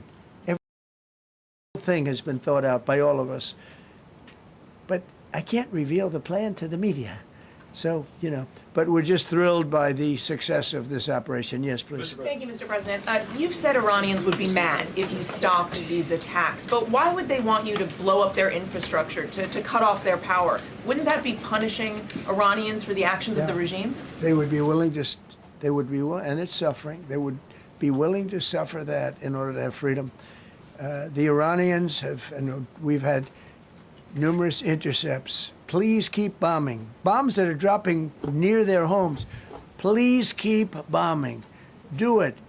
And these are people that are living where the bombs are exploding. And when we leave and we're not hitting those areas, they're saying, please come back, come back, come back. These are the people. I don't know what they do. All I can tell you is they want freedom. They have lived in a world that you know nothing about. It's a violent, horrible world where if you protest, you are shot. Remember the great woman protest? And when we leave and we're not hitting those areas, they're saying, please come back, come back, come back. These are the people.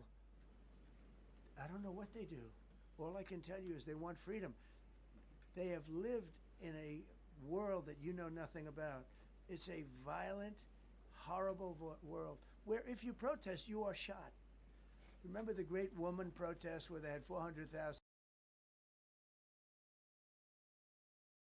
A woman shot right between the eyes, and after 5 or 6 of them go down, then you start hearing the purr through the vast number of people.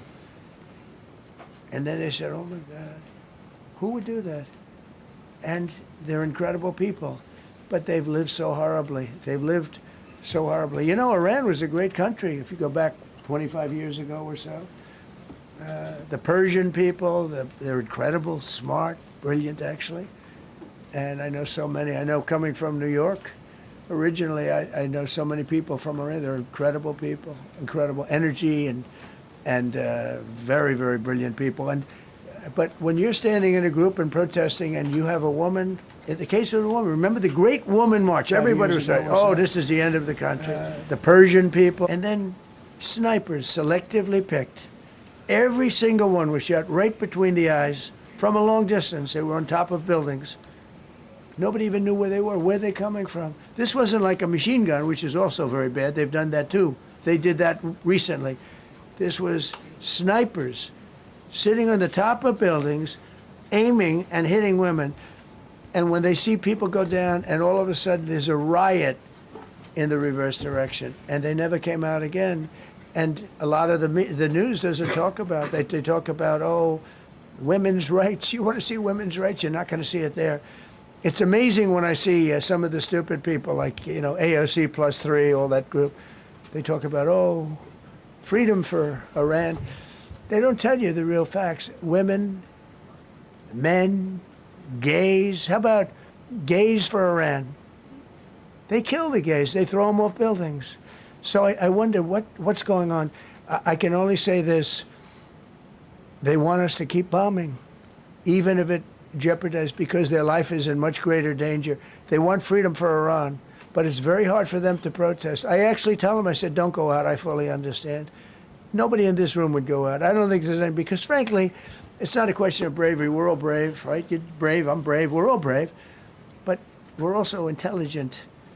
If you have people shooting at you, expert shots with the best rifles you can get, and hitting you right between the eyes every single time, and you're looking here and you're seeing and you're looking here, you're out of there. I don't care who it is.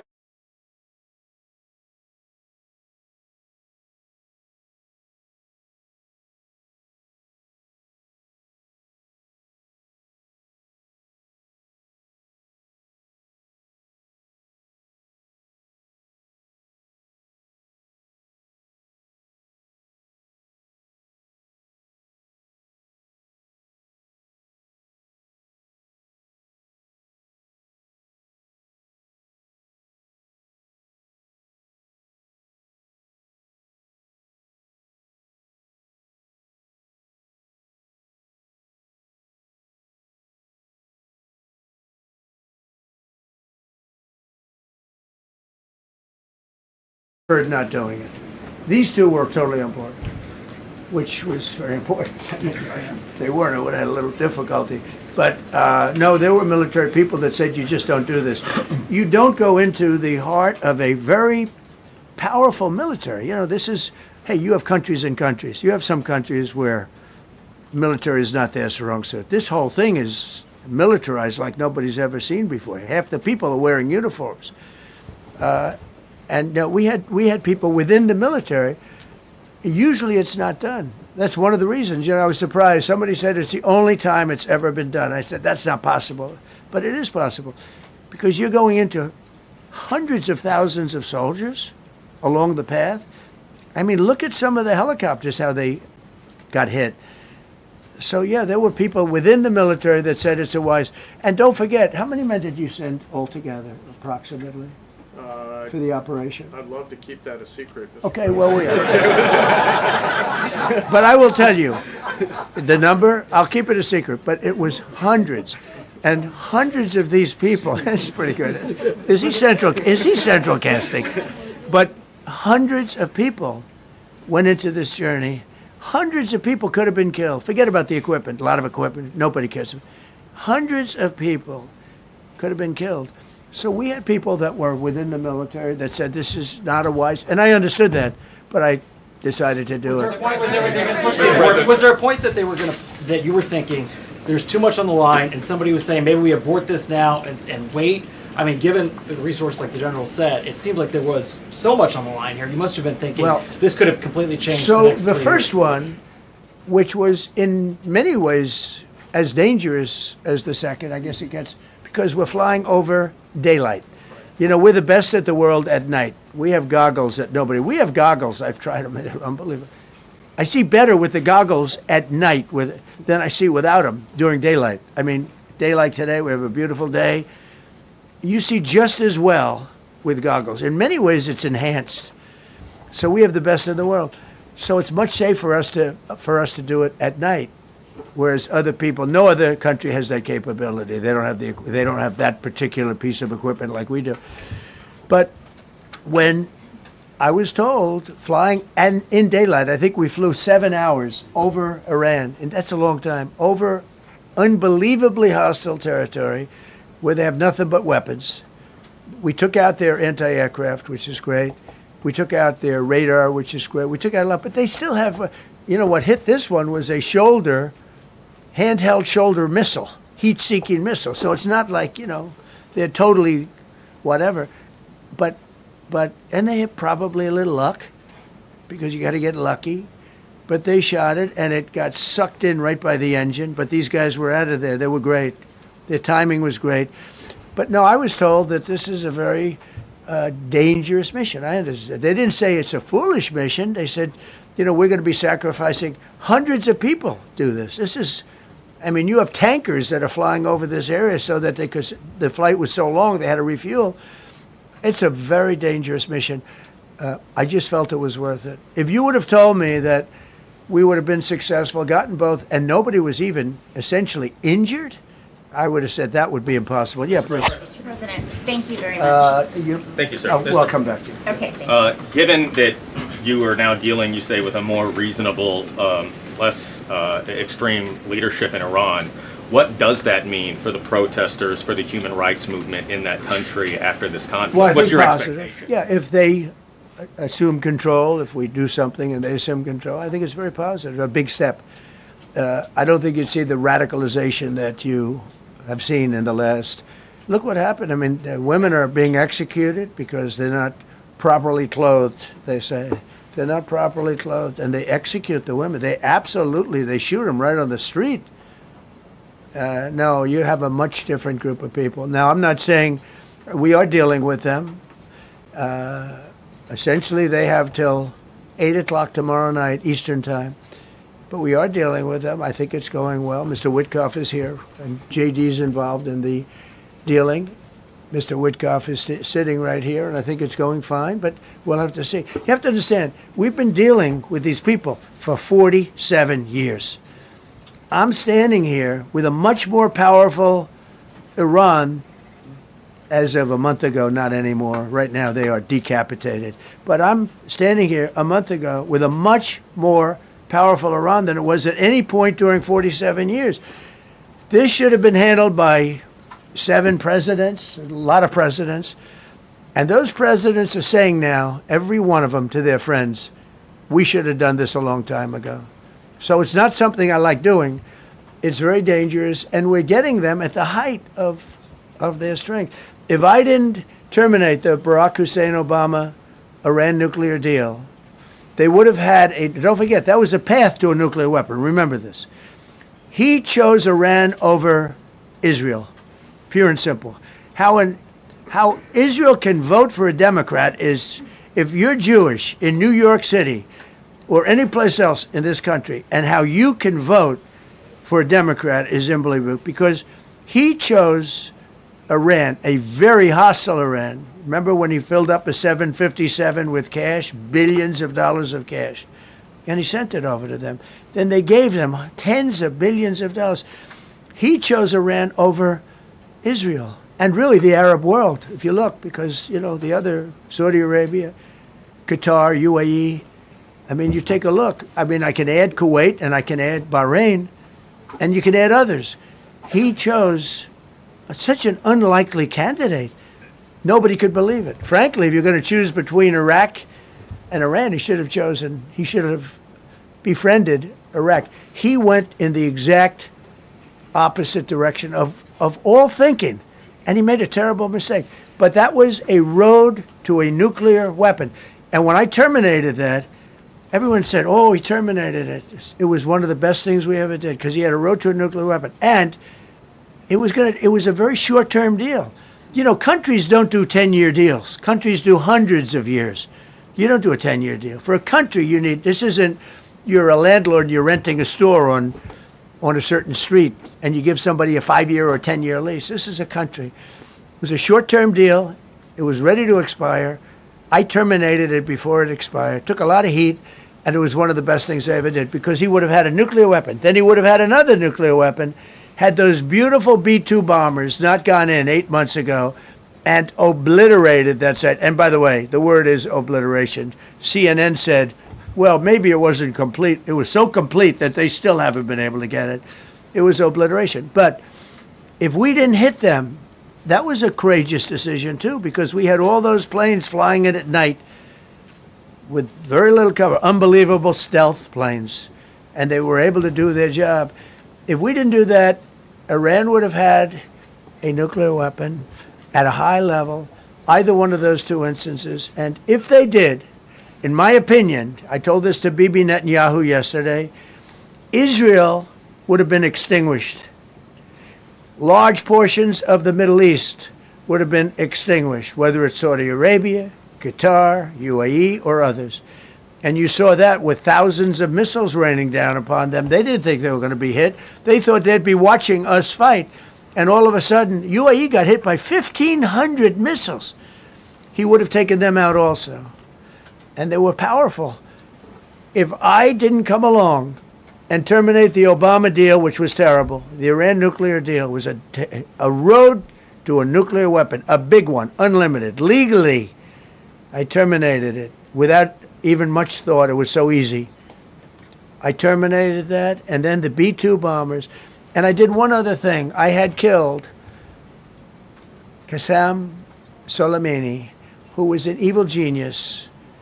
And the reason I did it, I heard he was going to knock out 5 of our military bases. And had he lived, I believe we would be fighting perhaps a different Iran right now, because he's never been replaced, And I did one other, but this one was not picked up. Osama bin Laden. If you read my book, I said you got to take him out 1 year before the World Trade Center came down. So I wish you'd read the book. But you, as a president, to be a good president, I believe you have to have good instincts. And a lot of this is instinct. Yeah, please. Thank you so much for taking my question, Mr. President. Mr. President, last week you suggested that Europe should take the lead on reopening the Strait of Hormuz. Has circumstances changed now that you're issuing a direct 48-hour 48-hour ultimatum? And secondly, would a new ceasefire include Israel, or would it just be between Iran and I can't the talk US? about ceasefire, but I can tell you that we have a active, willing participant on the other side. They would like to be able to make a deal. I can't say any more than that. But they'd like to do it. You've listed the goals. Excuse me. Please, go ahead. You've listed the goals. Who are you with? Who are you with? My name is Díaz. I'm with the largest Kurdish media outlet, Rovell Media Network. It's based in Iran. Go ahead. Mr. President, you said before that you don't want the Kurdish forces to enter Iran and be harmed. Do you still want them to stay away? Or what role do you expect them to play now? I'd rather have them stay away. And then, I'd rather have them stay away because I think they bring with them some problems and some difficulties. And I don't think they bring death, to themselves. But I'd rather have them stay away. Go ahead. Thank you, Mr. President, for the question. Deliberate attacks on civilian infrastructure violate the Geneva Conventions and international law. Who are you with? I'm with the New York Times. Zolan from the New York Times. Are you failing? Are you concerned? Circulation way down at the New York Times. Are What's you going on concerned with that your threat to bomb power plants and bridges amount to No, war not at crimes? all. No, I'm not. I hope I don't have to do it. But again, I just said 47 years they've been negotiating with these people. They're great negotiators, and because they're not going to have a nuclear weapon. And if somebody that takes my place someday is weak and ineffective, which possibly that will happen because we had numerous presidents that were weak, ineffective, and afraid of Iran, we're never going to let Iran have a nuclear weapon. And if you think it's okay for people that are sick of mind, that are tough, smart, and sick, really sick, from a policy standpoint, from a any which way you want to say, mentally, these are disturbed people. If you think I'm going to allow them, and powerful and rich, to have a nuclear weapon, you can tell your friends at the New York Times, not going to happen. It means violating international